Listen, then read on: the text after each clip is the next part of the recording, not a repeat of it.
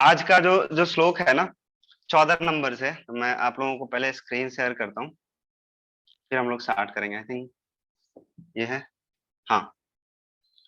पढ़िए, आप सब पढ़िए।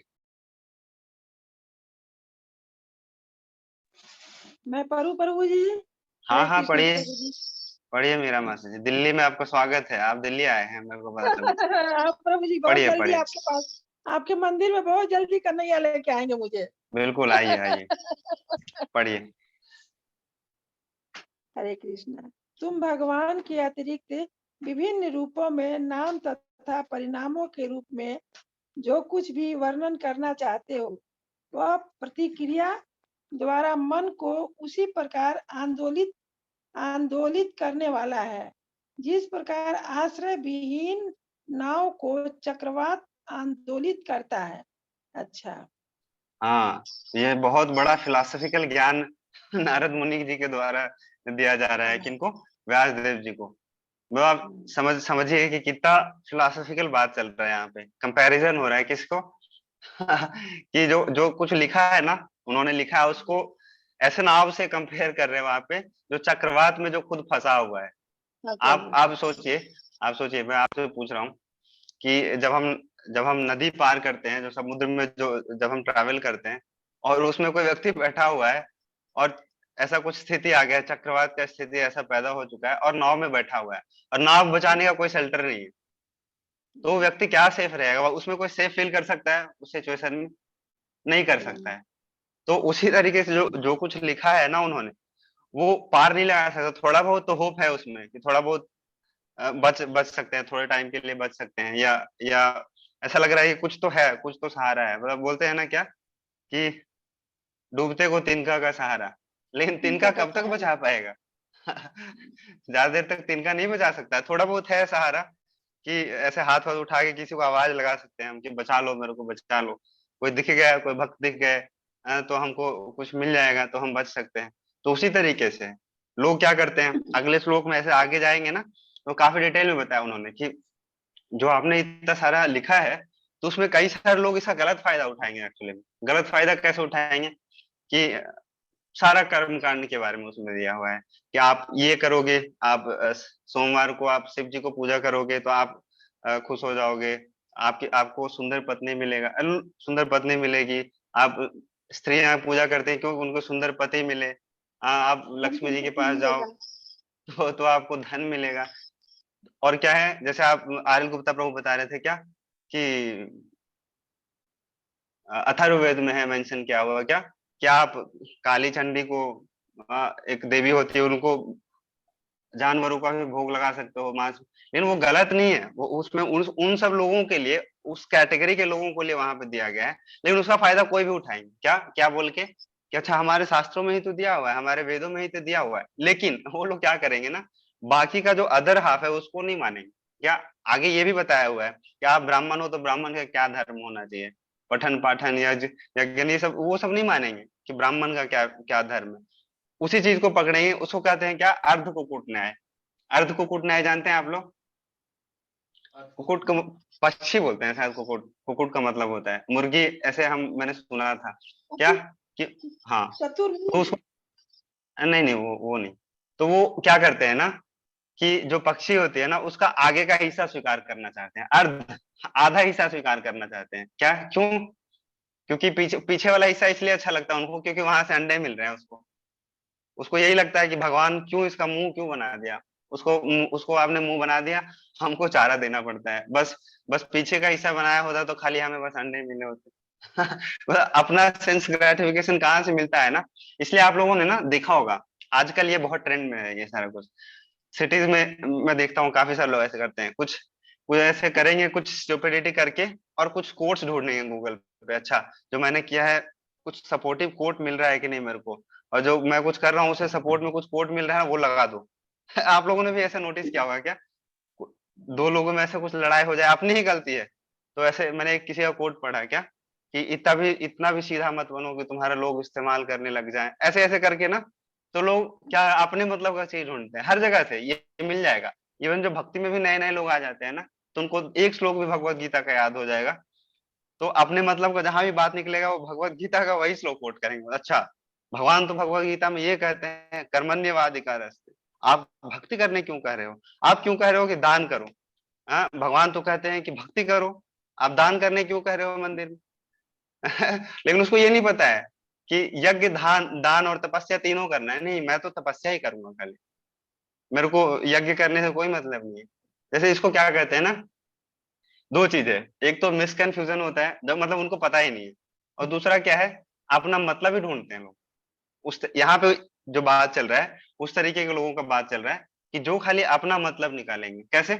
उनको जैसे ही पता चल जाएगा कि शास्त्रों में अच्छा ये भी दिया हुआ है कि आप सिगरेट भी पी सकते हो, ऐसा अगर लिखा रहता है ना, तो लोग उसको भी कोट करके सिगरेट पी सकते थे, लेकिन उसका है नहीं है एक्चुअली। लेकिन करते हैं लोग, अगर आप जाओ तो गांजा पीते हैं लोग, शिव जी का नाम लगाते हैं। एक बार हम लोग वृंदावन जा रहे थे, वृंदावन में विजय प्रभु भी थे शायद, लास्ट ईयर हम लोग जा रहे थे। तो वृंदावन में एक जगह है, गोकुल में एक जगह है, वहां पे कुछ लोग ना गांजा पी रहे थे। तो हमारे मंदिर से और भी कुछ भक्त थे, तो पूछते हैं बाबा क्या कर रहा है? तो कहता है शिव जी भी तो पीता है।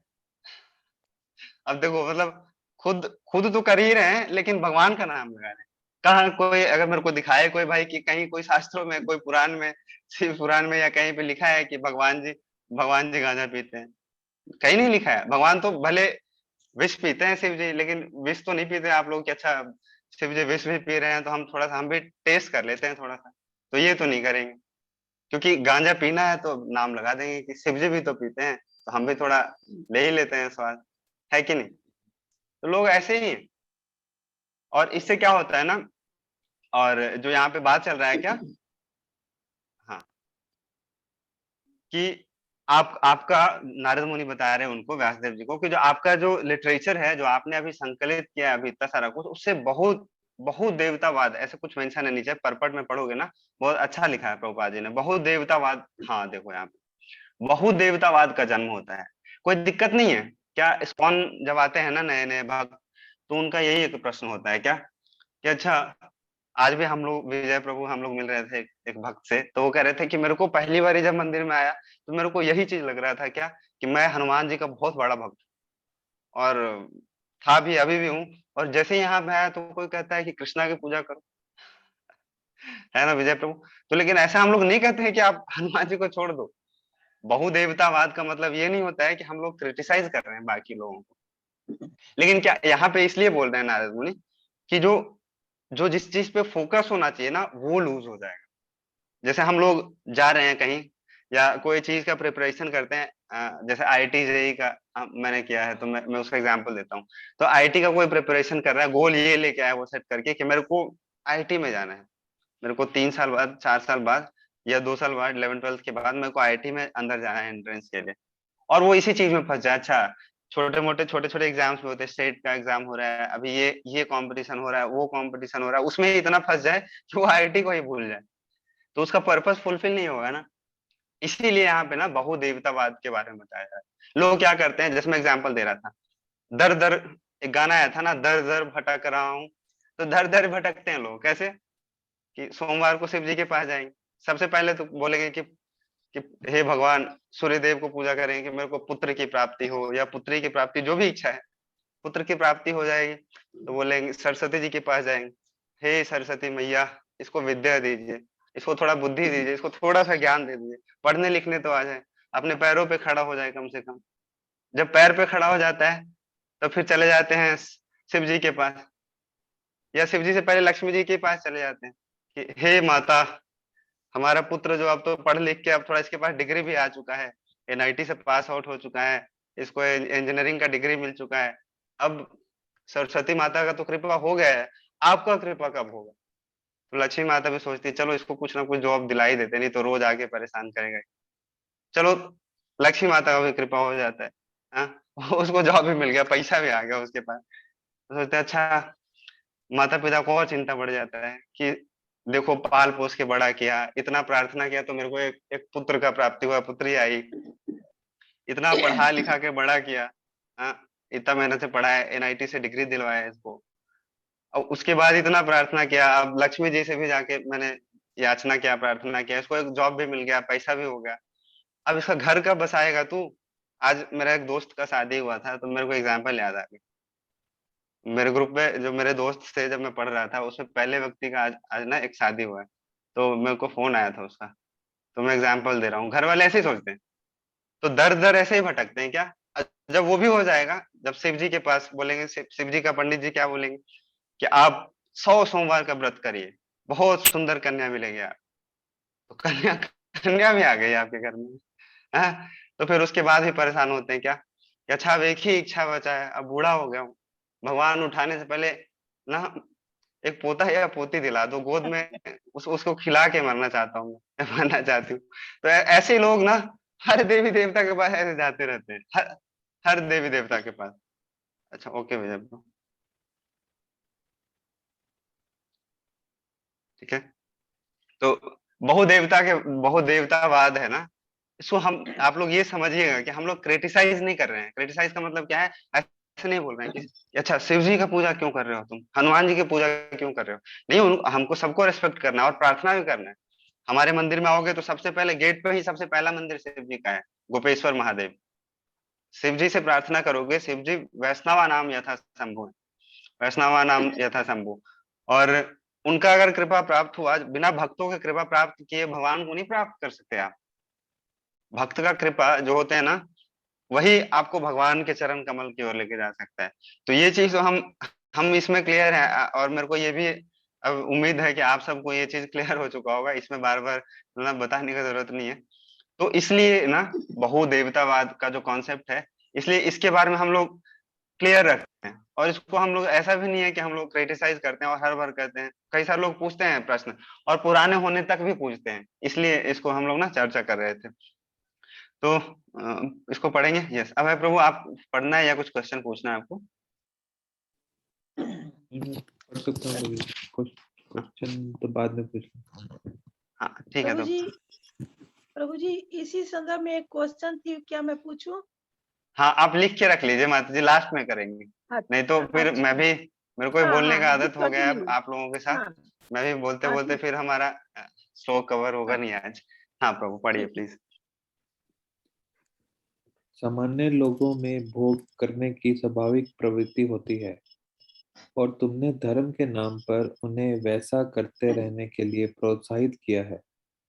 ये अत्यंत घृणित तथा अत्यंत अनुचित है, क्योंकि वे लोग तुम्हारे उपदेशों के अनुसार मार्गदर्शन प्राप्त करते हैं, अतः वे ऐसे कार्यों को धर्म के नाम पर ग्रहण करेंगे और निषेधों की भी परवाह नहीं करेंगे। हाँ, जैसे अभी हम लोग डिस्कस कर रहे थे क्या कि धर्म के नाम पर ग्रहण तो करेंगे कुछ चीज को, और जो निषेध है वो उसका परवाह करेंगे ही नहीं। क्योंकि सब मतलबी लोग हैं ना, और नारद मुनि को पता है कि ऐसा ऐसा होने वाला है। तो इसलिए जो लीडर होता है ना, लीडर का बहुत बड़ा जिम्मेवारी है सोसाइटी में। और एक तरीके से वो लीडर है।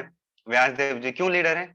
लीडर इस सेंस में बोला जा रहा है क्योंकि उनको लोग फॉलो करते हैं, उन्होंने जो लिखा है उसका लोग अनुसरण करेंगे, या कुछ लोग अनुकरण भी कर सकते हैं, कॉपी भी कर सकते हैं। अच्छा, ये लिखा है तो मैं ये करना चाहता हूँ। तो इसलिए ये अगर आप श्लोक पढ़ोगे ना, तो यहाँ पे लिखा हुआ है अनन्य घृणित। ये जो काम है ना, वो अनन्य घृणित है। मतलब इसको इसको बहुत भर्त्सना किया जा सकता है। और उनके जो गुरु जी हैं वो कर रहे हैं। गुरु जी यही करते हैं क्या? ऐसा हम लोग जनरली भक्ति में क्या करते हैं ना, भक्ति में यही हम लोग सीखते हैं और दूसरों को भी सिखाते हैं कि भक्तों का ना हमेशा गुण देखना चाहिए। दूसरे भक्तों का हमेशा हमेशा गुण देखना चाहिए, और कमी सदैव अपने ऊपर देखना चाहिए, अपने अंदर देखना चाहिए। ऐसा नहीं सोचना चाहिए कि जो सामने वाला व्यक्ति है, जो सामने वाला भक्त है, नया है, उसको तो कुछ आता ही नहीं है, उसको तो भगवान को प्रणाम भी करने नहीं आता है, तिलक लगाना नहीं आता है, उसको श्लोक भी पढ़ना नहीं आता, उसको ये भी नहीं पता है कैसे भक्तों से बात करते हैं। तो हमको दया आना चाहिए। जो ऐसे बताते हैं हमारे गुरु महाराज, बताते हैं क्या कि भक्तों का ना 3 तरीके से संबंध होना चाहिए। एक तो होता है बराबर वाले भक्त होते हैं कुछ, जैसे मैं और विजय प्रभु हैं, तो हम लोग आपस में बराबर भक्त हैं। मतलब हम लोग शुरुआत से साथ में रहे, साथ में आए, साथ में पढ़ रहे हैं, साथ में सीख रहे हैं, साथ में रहते हैं, सब कुछ साथ साथ चल रहा है हमारा। और कुछ भक्त होते हैं जो हमसे वरिष्ठ भक्त हैं, और कुछ भक्त होते हैं जो हमसे नए भक्त हैं। तो तीनों के साथ ना डीलिंग्स डिफरेंट होना चाहिए। जो बराबर वाले जो भक्त होते हैं ना, उनके साथ मैत्रीय संबंध होना चाहिए। मैत्रेय संबंध का मतलब क्या है कि उनसे थोड़ा फ्रेंडशिप होना चाहिए, ददाति प्रति गृह्णाति, उनके साथ अच्छा इस तरीके का रिलेशन बना सकते हैं। और जो हमसे वरिष्ठ भक्त होते हैं, जो सीनियर्स होते हैं ना, तो उनसे क्या होना चाहिए, उनके पास विनम्रता विनम्रता से जाना चाहिए और उनसे सीखने का भाव रखना चाहिए। और जो नए लोग होते हैं ना, उनके प्रति ऐसे दया दया का भाव रखना चाहिए। उसको हो सकता है कि उसको नहीं आए, हो सकता है कि उसको दो चार चीज ना पता हो, तो उस पे ऊपर दया करना चाहिए, उसको बताना चाहिए। ऐसे भक्तों के बारे में बता रहा हूँ। लेकिन एक गुरु का क्या जिम्मेवारी होता है ना, गुरु का यही काम होता है क्या कि जो जो चीज हम सिखाते हैं कि फॉल्ट फाइंडिंग नहीं करना चाहिए, तो गुरु फॉल्ट फाइंड कर सकते हैं हमारे में दोष बता सकते हैं गुरु। गुरु का ये काम ही है क्या कि जो हमारे में दोष है उसको दूर करना, गुरु का यही गुरु का सेवा है, भगवान के लिए वो सेवा है। क्यों, क्या करते हैं ना, जैसे आपने देखा है कुम्हार देखा है आप लोगों ने? नहीं देखा होगा क्योंकि आप लोग तो गांव में रहे ही नहीं हो। कुम्हार गांव में क्या करता है ना, जब वो, हाँ, इंद्रजीत प्रभु जी बोल रहे हैं क्योंकि वो उस चाक समय पर के, मट्टी का बर्तन बनाता है, हाँ, तो वो चाक क्या पर। करता है ना, चाक पे क्या करता है ना, आजकल मैं एक बार गुड़गांव में घूम रहा था, तो एक बार देखा है ऐसा, अब इलेक्ट्रॉनिक वो आ गया है क्या, नीचे मोटर लगा रहता है, वो जो पहिया होता था डंडे से घुमाते थे कुम्हार, ऐसे डंडे से घुमाते थे और उसमें कच्चा मिट्टी डाल के उसमें हाथ लगा के ना कुछ बर्तन बनाया करते थे। मैंने देखा गुड़गांव में आजकल क्या कि वो भी इलेक्ट्रॉनिक आ गया, नीचे मोटर लगा हुआ बढ़िया, पैर में बटन दबाता है और मोटर घूमना स्टार्ट होता है। तो उसका पर्पस क्या होता है ना, कुम्हार के तरीके के होते हैं गुरु। वो क्या करता है ना, आपने अगर कभी देखा होगा, तो क्या करते हैं, मिट्टी के नीचे से हाथ लगाते हैं, जैसे हाथ लगाते हैं वो घूमता है, तो वो बर्तन में ना शेप आता है। तो गुरु हमारे को ऐसे ही करते हैं, शेप देते हैं, और शेप देते देते कभी क्या होता है ना, कभी थोड़ा बहुत ऊपर या नीचे निकल जाता है ना, तो ऊपर से पीटते भी हैं ऐसे। लेकिन ऊपर से पीटते हैं और नीचे का हाथ लगाए रखते हैं, हाथ हटाते नहीं। और बाहर में कई सारे लोग देखते हैं, गुरु को देखते हैं तो कहते हैं अच्छा, ये तो डांट लगा रहे हैं या उनको ऐसे सजा मिल रहा है। आप देखोगे देखोगे अगर जो वर्णाश्रम जो धर्म था, हमारा गुरुकुल सिस्टम था ना, तो उसमें शिष्यों को दिया जाता था कुछ कुछ पनिशमेंट। तो उसका मतलब ये नहीं है कि उनको सच में सजा दिया जा रहा है, नहीं, उनका भाव होता था क्या, कुम्हार का भाव होता है। कुम्हार का भाव क्या होता है कि अगर ऊपर से नहीं लगाऊंगा थप्पड़ उसके ऊपर ना, तो वो शेप खराब हो जाएगा उसका। लेकिन जैसे थप्पड़ लगाते हैं तो नीचे से वो हाथ उनका लगा रहता है, ये दिखता नहीं है सबको। जो बाहर का जो व्यू रहता है ना, बाहर वाला व्यू, उसमें हाथ नहीं दिखता है अंदर का। तो गुरु यही करते हैं, दोष भी निकालते हैं और उसको दूर भी करते हैं, दोनों काम गुरु ही करते हैं। तो इसलिए नारद मुनि यहाँ पे ये कर रहे हैं, दोष निकाल रहे हैं नारद मुनि व्यासदेव जी में, है ना। तो इसमें ना परपट बहुत सुंदर है, तात्पर्य, इसका जो तात्पर्य है ना, ऐसी परिस्थितियों में धार्मिक कृत्यों की आड़ में इंद्रिय भोग की योजना बनाने का प्रोत्साहन नहीं दिया जाना चाहिए तो जैसे आर्यल गुप्ता प्रभु ने एक बार अच्छा एग्जाम्पल दिया था क्या, कि बुद्ध का इनकारनेशन क्यों हुआ, जो भगवान बुद्ध थे, जो भगवान बुद्ध आए क्यों आए, इसीलिए आए क्या कि धर्म के आड़ में इतने गलत कार्य हो रहे थे उस समय पे, इतने गलत कार्य, लोग सारे लोग मांसाहार पे उतर रहे थे, इवन ब्राह्मण तक, उस समय का जो परिस्थिति था, हर कोई, और सबको यही कोट करता था क्या कि देखो ये है हमारा वेद, देखो यहाँ पे लिखा हुआ है कि देवी देवी को ऐसे लगा सकते हैं भोग। और बाकी उसमें जो निषेध है, उसका जो कॉन्टेक्स्ट है, किसके लिए है, उनको उसको उससे कुछ मतलब नहीं है। तो जो बुद्ध भगवान का जो अवतरित हुआ ना, इसीलिए हुआ। और वो अवतरित होकर वो क्या क्या क्या उन्होंने साबित किया कि वेद शास्त्र सब गलत है। तो कुछ लोग इसको समझते नहीं है, कहते नहीं, गौतम बुद्ध का तो यही कहना था कि सब कुछ शून्य है, शून्यवाद को प्रमोट किया, हाँ प्रमोट किया, लेकिन वो सिचुएशनल है। आपको सिचुएशन समझना पड़ेगा, किस सिचुएशन में गौतम बुद्ध सॉरी, भगवान बुद्ध का अवतरण हुआ। भगवान जो बुद्ध हैं, दो बुद्ध हैं एक्चुअली में, एक गौतम बुद्ध जो ना अलग है और भगवान जो बुद्ध है ना वो अलग है। तो बुद्ध भगवान का जो जो अवतरण हुआ, इसलिए हुआ कि उनको ये साबित करना है अभी उस समय को ऑडियंस को कि जो वेद है, जो शास्त्र है ना, ये सब सब गलत है, इसको पालन नहीं करना है आप लोगों को। एटलीस्ट क्योंकि माइनस में चले गए थे लोग, माइनस और जीरो और प्लस होता है ना, आप लोगों ने पढ़ा होगा मैथमेटिक्स में। तो इतने सारे लोग कंडम हो चुके थे, सब सब एकदम गए गुजरे हो चुके थे कि उन्होंने सोचा अच्छा, कम से कम इनको शून्य पर तो लेके आऊं कम से कम। हाँ, इतने सारे गलत कार्य कर रहे हैं, कम से कम गलत कार्य करने से रोकूं। अब बाद में कुछ लोग और भी आएंगे वो क्या करेंगे, उसको वहां से ऊपर उठाएंगे। तो उनका ये भी एक्चुअली काम होता है कि माइनस से जीरो लेके आए उन्होंने, क्यों कि मांसाहार रोका कम से कम उन्होंने आके। उन्होंने बताया कि जीवों का हत्या करना गलत है, उन्होंने मुख्यतः इसी चीज के ऊपर बल दिया और शून्यवाद को बताया, शून्यवाद को प्रमोट किया कि सब कुछ शून्य है। हाँ, आत्मा और परमात्मा ये सब कुछ नहीं मानता हूँ मैं। तो इसलिए उनका अवतरित हुआ। और कुछ लोग नहीं समझ पाते हैं कि भगवान जो बुद्ध है उनका अवतरण किस लिए हुआ है। आप पढ़िए, आपको मिलेगा भागवतम में। गाते भी है ना हम लोग, अ, केशव धृता बुद्ध शरीर जय जगदीश हरे। केशव ने बुद्ध का शरीर धारण किया। क्यों किया? वो आता है वर्णन उसमें, काफी डिटेल में आता है। हाँ। और देखो यहाँ पे काफी, इसको पर्पट को मैं सोच रहा था पढ़ने के लिए पूरा, लेकिन फिर भी इंपॉर्टेंट पॉइंट मैं नोट करके लाया हूँ। मानव सभ्यता का किसी विशेष अवस्था में जब धर्म के नाम पर ऐसे भौतिक कार्यों का, यथा यज्ञ के नाम पर पशु बलि का बोलबाला हुआ, तो स्वयं भगवान बुद्ध के रूप में अवतरित हुए और धर्म के नाम पर पशु वध बंद करने के उद्देश्य से वेद प्रमाण की निंदा की। तो ये आप लोग याद रखिएगा इस चीज को, कि जो भगवान बुद्ध का ना अवतरण किस लिए हुआ है। उनका आने का पर्पस यही था कि जो अधर्म हो रहा है, धर्म के नाम पे अधर्म हो रहा है, धर्म के आड़ में होके लोग अधर्म कर रहे हैं, उस चीज को रोकना था उनको। समझ रहे हैं? और आजकल अगर आप देखो, आजकल का जो हमारा जो जो सो कॉल्ड मॉडर्नाइजेशन हो रहा है ना, यही हो रहा है धर्म के आड़ में ना। आज सुबह का जो भागवतम क्लास हुआ था मंदिर में, आप में से किसी भक्त ने सुना होगा, तो बहुत अच्छा एग्जाम्पल दिया उन्होंने। क्या कि सब लोग यही करते हैं, जो गलत करते हैं ना, वो एक क्या करते हैं, एक चादर ओढ़ लेते हैं। वो चादर क्या होता है? वो चादर होता है धर्म का। कि धर्म का मैं चादर ओढ़ लूंगा तो कोई कुछ बोलेगा ही नहीं। जैसे एग्जाम्पल बहुत अच्छा दे रहे थे, क्या कि स्त्री स्त्री के बारे में बता रहे थे आज, कि लोग, वैशाली माता जी आई थिंक सुबह थी क्लास में, तो उनको याद होगा। क्या कि लोग ना, एक समय ऐसा आया कि लोग ऐसे विमेन लिबरलाइजेशन के ऊपर बात करते थे लोग। क्या कि स्त्रियों को तो कुछ राइट ही नहीं है हमारा वैदिक कल्चर में। आपका वैदिक कल्चर इतना कंडम है, इतना खराब है कि स्त्रियों को क्या किया जाता है। बहुत अच्छा एग्जाम्पल दिया कि वेस्ट के कुछ लोग आए यहाँ पे, और वो ये कह रहे हैं कि देखो, एक बच्चे को जन्म देती है माँ, पढ़ाती है, लिखाती है, बड़ा करती है, और जब स्कूल में जाता है तो माँ का नाम तक पूछा नहीं जाता है। माँ का नाम पूछा जाता है स्कूल में? नहीं पूछा जाता है, पिताजी का नाम पूछा जाता है। तो ऐसे ऐसे ऐसे डिमोरलाइज करते हैं। और यही लोग क्या बात करेंगे कि आप विमेन लिबरलाइजेशन का बात करेंगे और बोलेंगे कि नहीं, स्त्रियों को राइट मिलना चाहिए। और वो बहुत अच्छा उदाहरण दे रहे थे, क्या कि वो जब वो कॉर्पोरेट में काम कर रहे थे ना, तो वो कह रहे थे आप कॉर्पोरेट में जाओ, आप ब्रेक टाइम जब लंच टाइम होता है ना, तो वहां पे जो, मतलब जो क्लोज लोग, जिनका जिनका आपस में सर्कल होता है, वहां पे जाइए। लोग पीछे में बात करेंगे, जब जब प्रोग्राम होता है, जब ऐसे लेक्चर होता है बड़ा बड़ा ना, तो लोग यही बात करेंगे। क्या कि स्त्रियों को सम्मान देना चाहिए, स्त्रियों को राइट देना चाहिए। और पीछे पीछे में जाओ ना, तो सब शोषण का बात करते हैं हर लोग। यही है, कॉलेज में जाओ, स्कूल में जाओ, छोटे छोटे बच्चों बच्चों तक का कल्चर पहुंच चुका है। आप देखो आजकल का एड्स देखो। देखो, क्या क्या जरूरत है कि जो सीमेंट का एड बनाते हैं उसमें क्या क्या जरूरत है स्त्री को ऑब्जेक्टिफाई करने का? है तो सब क्या करते हैं ना, धर्म का चादर ओढ़ के सब, ये सब गड़बड़ होता है। स्त्रियों को क्या लगता है? स्त्री बेचारी सोचती है कि नहीं, मेरे को तो बहुत अच्छा, मेरे को फ्रीडम मिल रहा है, मेरे को राइट मिल रहा है।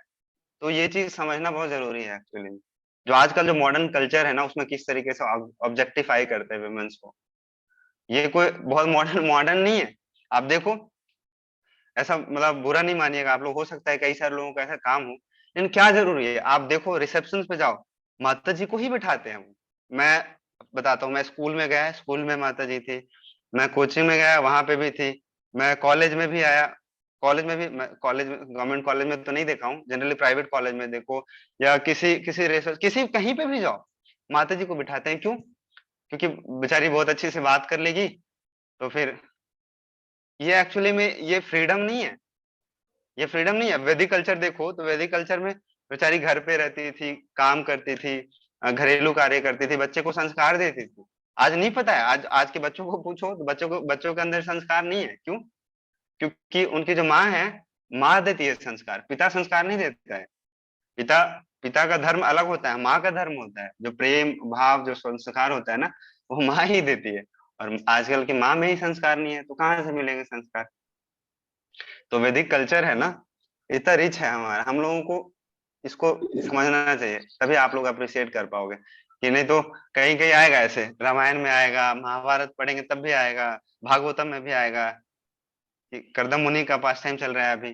तो करदम मुनि की जो वाइफ थी, उनका नाम था, आ, क्या नाम था विजयपुर, आपको याद है? मैं भूल गया।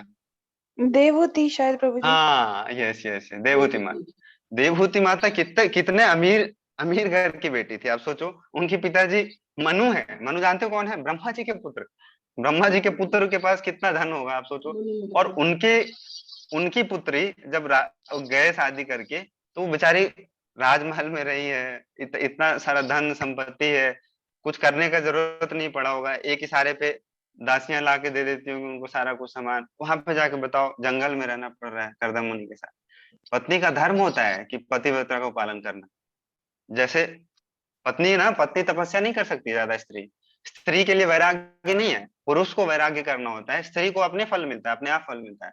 अगर पति का पालन करे कोई स्त्री, अगर पतिव्रता है ना, बहुत अच्छे से प्रतिव्रता है, सॉरी पतिव्रता, तो यमराज भी डरते हैं उस स्त्री से। सच बता रहा हूँ आप लोगों को। हम पढ़ेंगे आगे, आएगा ऐसा ऐसा प्रसंग कि यमराज भी उसके पति को ले जाने से डरते हैं कि अरे बाप रे, तो इसकी स्त्री है, ऐसा आया है, ऐसा वर्णन हमारे शास्त्रों में। उसे यमराज भी डरते हैं। और साधारण लोग क्या, रोज रोड पे कौन छेड़ सकता है? कोई नहीं छेड़ेगा। अगर जो छेड़ दिया जिसने उस स्त्री को ना, उसका सर्वनाश है। सर्वनाश है। आप देख लो, उठा के देख लो, हमारे शास्त्र देख लो। रावण का हुआ है, हिरण्यकशिपु का भी हुआ। और कितने सारे, जिसका भी नाम लो ना, जिसने स्त्री पे गलत ऐसे नजर करके देखा है, पतिव्रता जो 6 विमन होती है, तो उसका सर्वनाश हो गया है। देख लो, कौरव को देख लो, एक करेगा ना तो उसका सजा बहुत लोगों को भुगतना पड़ता है। अगर ऐसे स्त्री, द्रौपदी जैसा स्त्री, सीता माता जैसे स्त्री को अगर इस तरीके से कोई अगर कुछ नजर उठा के भी देखता है तो हाँ, दुर्योधन। तो आप लोगों को ये समझना होगा क्या कि कितना इंपॉर्टेंट है ये सारा चीज हम लोगों को समझना। बहुत बड़ा तात्पर्य है, इसको पढ़िएगा आप सब। ये पढ़िए, अजीत प्रभु पढ़िए इसको। हरे कृष्णा प्रभु जी। हरे कृष्णा। भगवान असीम है, केवल वही निपुण व्यक्ति इस आध्यात्मिक ज्ञान को समझने के लिए योग्य है।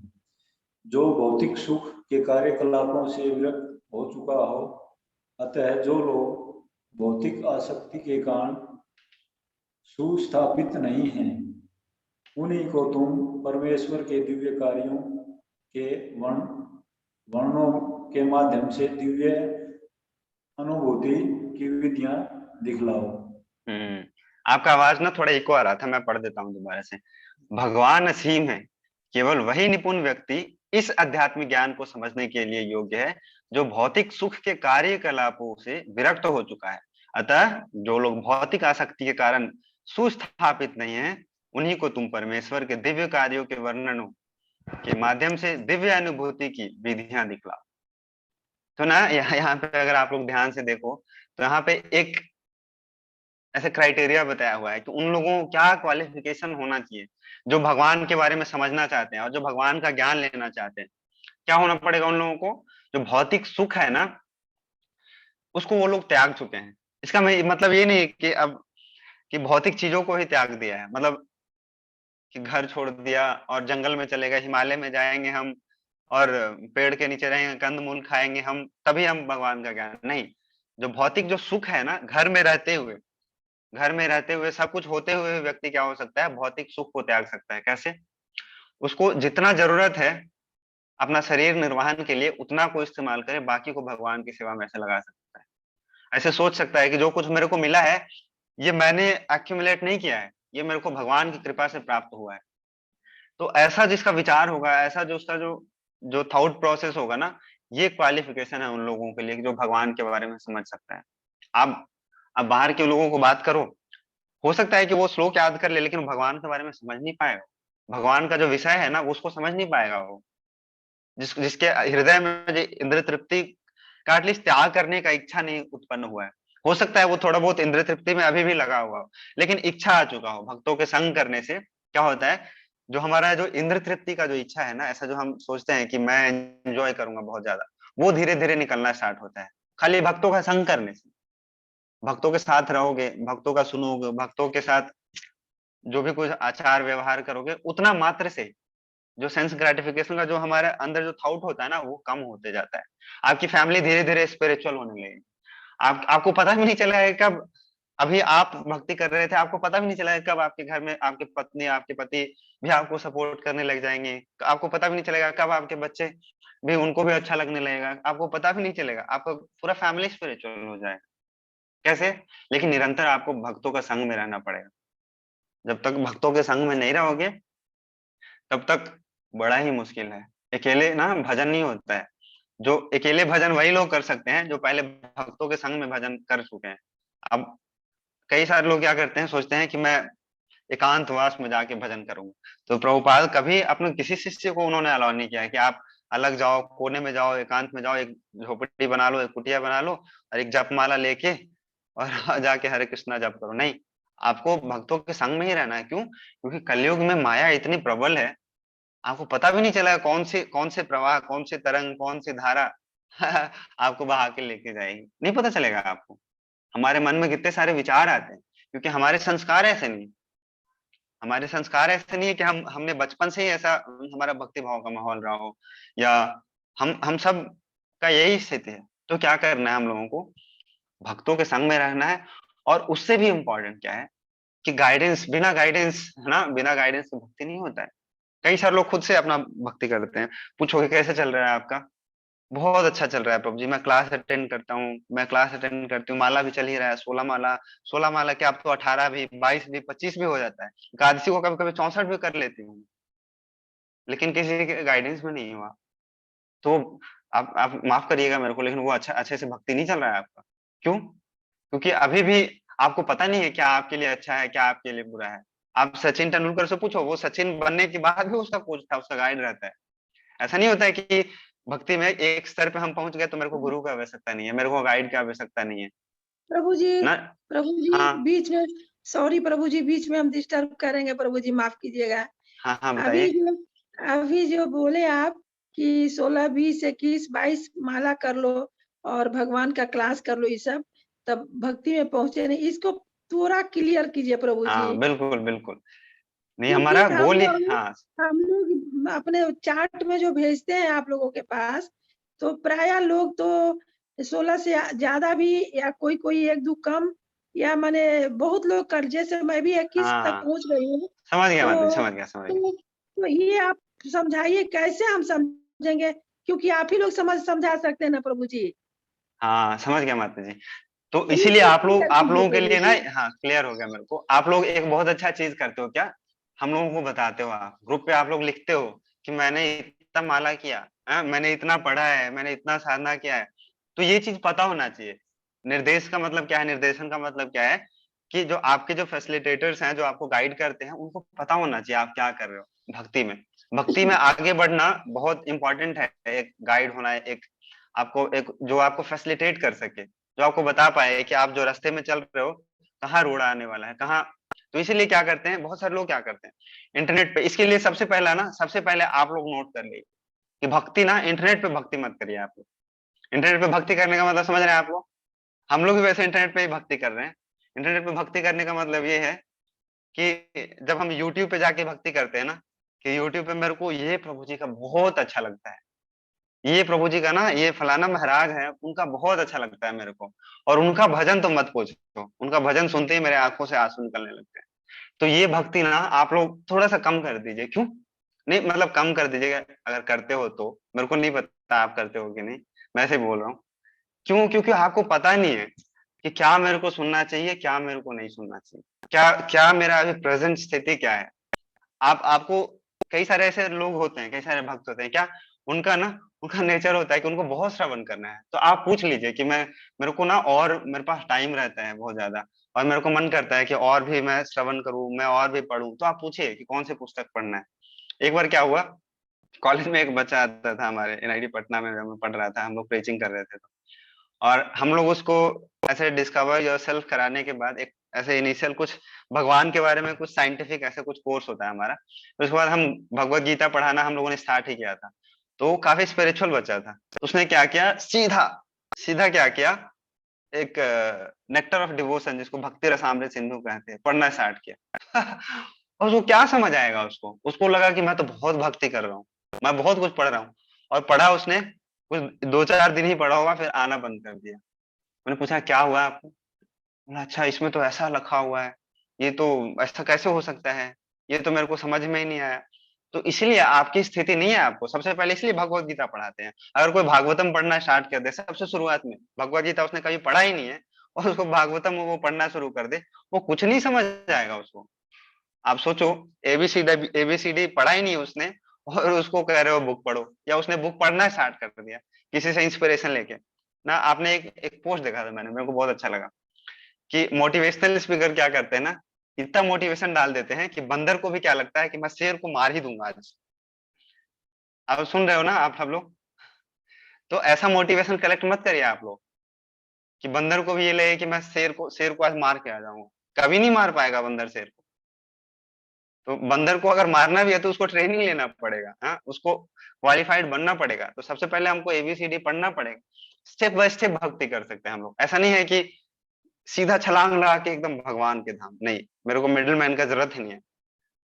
स्टेप बाय स्टेप भक्ति करना चाहिए हम लोगों को। और इंटरनेट पे ना बिल्कुल ही भक्ति मत करिए आप लोग। इंटरनेट पे, इंटरनेट वाला कि वहां का वो प्रभु जी का, वो प्रभु जी का, प्रभु जी सारे अच्छे हैं, सब अच्छे बताते हैं, लेकिन आपको नहीं पता है कि कौन सा लेक्चर मेरे को अभी सुनना चाहिए, कौन सा लेक्चर नहीं सुनना चाहिए। समझ रहे हैं ना? तो इसीलिए, और जो ये ज्ञान है जिसके बारे में बता रहे हैं क्या, कि इंद्र तृप्ति से जो रहित होगा व्यक्ति, वही लोग इसको सीख सकते हैं। और ना ये टफ नहीं है एक्चुअली में। प्रभुपाद कहा करते थे, आप लोग ध्यान से सुन रहे हैं आप सब लोग? मैं आप जगा रहा हूँ आप सबको, सुन रहे हैं ना आप सब लोग? जी यस जी प्रभु जी। प्रभु जी, जी प्रभु जी। ठीक है, जी ठीक है, सुन रहे हैं आप सब लोग? तो प्रभुपाद कहते थे ना क्या, spirituality is very simple, very easy, but not simple. इसका मतलब क्या है? मतलब बहुत आसान है, जो भक्ति है ना बहुत आसान है, लेकिन सरल नहीं। सरल क्यों नहीं है? कोई बताएंगे आप में से? स्टेटमेंट किन्हीं को समझ आया आप में से? किन्हीं को समझ आया? भक्ति बहुत आसान है लेकिन सरल नहीं। Spirituality is very easy but not simple. किनको समझ आया आप में से? बताइए।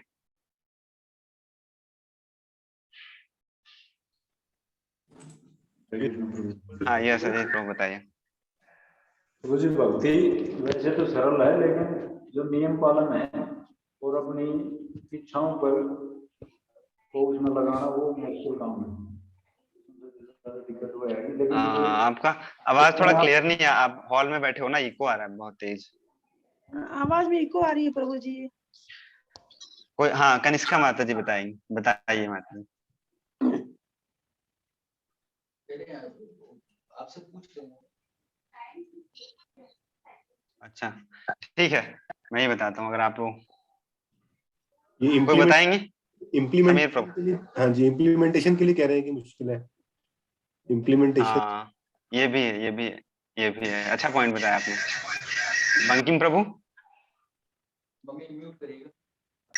हरे कृष्ण प्रभु। हरे कृष्णा, वेलकम, बड़े दिनों बाद आए हो आप। ठीक है, तो उसका मतलब क्या है ना एक्चुअली में, भक्ति सच में बहुत आसान है। आप देखो भगवान क्या कहते हैं, पत्रम पुष्पम क्या कहते हैं? पत्र दे दो, पुष्प दे दो, फूल दे दो, पानी दे दो। आसान है? मुश्किल काम है ये? भगवान को पत्र देना, पुष्प देना, जल चढ़ाना, ये मुश्किल है? नहीं है मुश्किल, बहुत आसान है। लेकिन सरल इसलिए नहीं है ना, क्योंकि हमारा हृदय सरल नहीं है। क्यों? क्यों? हमारे मन में डुप्लीसिटी आ जाता है कि अच्छा भगवान तो यही कह रहे हैं, तो ठीक है, क्या जरूरत है? जैसे मैं एग्जांपल दे रहा था कल पिछले वाली क्लास में, क्या जरूरत है मार्केट से एक सेब खरीद के लेके जाने को भगवान को भोग लगाने के लिए? क्या जरूरत है भगवान को फल फूल देने का? दे दो, बाहर हमारे घर के गार्डन में लगा हुआ है, वो लगाओ, खुद खाएंगे हम सेब। ऐसे मन में आने लगता है। हम लोग सरल नहीं है एक्चुअली में। और भगवान ना उन लोगों को ज्यादा पसंद करते हैं जो बहुत सरल। बहुत उदाहरण ऐसे हमारे शास्त्रों में बहुत सारे। जो सरल हृदय से भगवान को अप्रोच करता है ना, तो भगवान बहुत जल्दी उसको प्राप्त हो जाते हैं। वैसे ही बहुत अच्छा एक मेरे को स्टोरी याद आ रहा है, तो टाइम तो है नहीं, मैं सुनाता हूँ फिर भी आप लोगों को। विजय प्रभु को भी बहुत अच्छे से याद है ये स्टोरी, गाते भी है विजय प्रभु कई बारी। एक बार क्या हुआ कि आप सबने एकादशी व्रत पालन करना शुरू किया है, क्या है ना? और एकादशी के व्रत में हम लोग क्या करते हैं कि हम लोग ऐसा प्रयास रहता है हमारा, क्या मंदिर में तो हम लोग ऐसे करते हैं कि अन्य अन्य प्रसाद नहीं लेते हैं उस दिन फल फूल दूध ये सारा कुछ लेते हैं। तो एक व्यक्ति था, वो घर पे कुछ काम काज नहीं करता था और वो दिन भर खाता पीता रहता था दिन भर। तो उसको घर वाले उसको क्या किए, कुछ करता धरता है नहीं, निकम्मा निठल्ला, घर से भगा दिया उसको। तो उसने सुना हुआ था कि इस्कॉन टेम्पल है ऐसा कुछ। मैं इस्कॉन के संदर्भ में नहीं बता रहा हूँ, ये मैं शास्त्रों से बता रहा हूँ, ऐसे एग्जाम्पल दे रहा हूँ, नहीं तो कल आप लोग भी पूछना अच्छा किस कौन टेम्पल में ऐसा हुआ था। उसको लगा कि ऐसा मंदिर है, मठ होता है कहीं पे, वहां पे जाते हैं ना, वहां भक्ति करते हैं तो वहां पे बड़ा आसानी से सबको भोजन मिल जाता है। तो कोई काम काज करने का जरूरत है नहीं, वहां पे पत्र दो, पुष्प दो, भगवान को फूल दो और हमको भोजन मिलेगा। तो वो व्यक्ति क्या किया, वो मंदिर चला गया। वहां पे मंदिर में जो वहां पे गुरुजी थे, तो उनको लगा कि ये तो बड़ा खाता है यार, इन सोचे क्या कर सकते हैं। मंदिर में ना, मंदिर में हायर नहीं करते हैं जल्दी और फायर भी नहीं करते हैं जल्दी। आज एक डिवोटी बता रहे थे तो बड़ा अच्छा लगा मेरे को कि ऐसे कोई बोलेगा मेरे को कि आपको रख लेता हूँ, अब मैं रहना चाहता हूँ मंदिर में, तो किसी को एंट्री नहीं रखते हैं कि आप कुछ भी करते हो आपको मंदिर में रख लेंगे। और एक बार जो भक्त रहना भी स्टार्ट करता है ना, उसको भगाते नहीं है कि तू भाग जा। कुछ कम से कम भगवान का भक्त है, भगवान का नाम जप कर रहा है, तो उसको कैसे भगा सकते हैं हम। तो वो रहना स्टार्ट कर दिया वहां पे, पूरा खूब खाता था वहां पे। तो 14 दिन बीत गए और 15वां दिन एकादशी आ गया। और एकादशी में भक्त लोग क्या करते हैं, उपवास करते हैं। और जैसे पता चला उसको कि आज एकादशी है और उपवास करना है मेरे को, तो उसको लगा अरे भैया बड़ा दिक्कत है यार कैसे कर पाऊंगा, पूरा दिन भूखे कैसे रह सकता हूँ मैं। पूरा दिन कोई उपाय नहीं है गुरुजी, कोई उपाय नहीं है क्या, कुछ कर सकते हैं हम। तो गुरुजी ने बताया कि फल फूल ले सकते हो, लेकिन वो कहाँ, वो व्यक्ति तो दिन भर खाने वाला था, उसको फल फूल से पेट भरने वाला था नहीं। तो सोचा नहीं, मेरे को तो रोटी चाहिए, मेरे को तो चावल चाहिए, भात चाहिए, है बंगाली लोग भात चाहिए बिहार में, बंगाल में चावल को भात बोलते हैं। तो मेरे को तो रोटी भात के बिना पेट भरेगा नहीं मेरे को। तो गुरुजी बोले अरे यार बड़ा अजीब समस्या है। गुरुजी गलत चीज के लिए भी तो नहीं प्रोत्साहन कर सकते हैं। इतना जिद करने लगा तो सोचे ठीक है, मंदिर में तो नहीं बना सकते हो तुम, एक काम करो। अपने अपने किसी शिष्य को बोला एक काम करो, इसको दे दो, थोड़ा आटा दे दो, थोड़ा चावल दे दो, और बोलो कि मंदिर के बाहर जाके अपना पकाए अपना खाए। लेकिन एक चीज ध्यान रखना, क्या कि भोग भगवान जरूर को लगाना। भोग जरूर लगाना। हाँ। तो बेचारा गया वहां पे और बनाया, बढ़िया से बनाया, सोचा लेकिन अरे भोग लगाना पड़ेगा मेरे को। तो बड़ा सरल था व्यक्ति।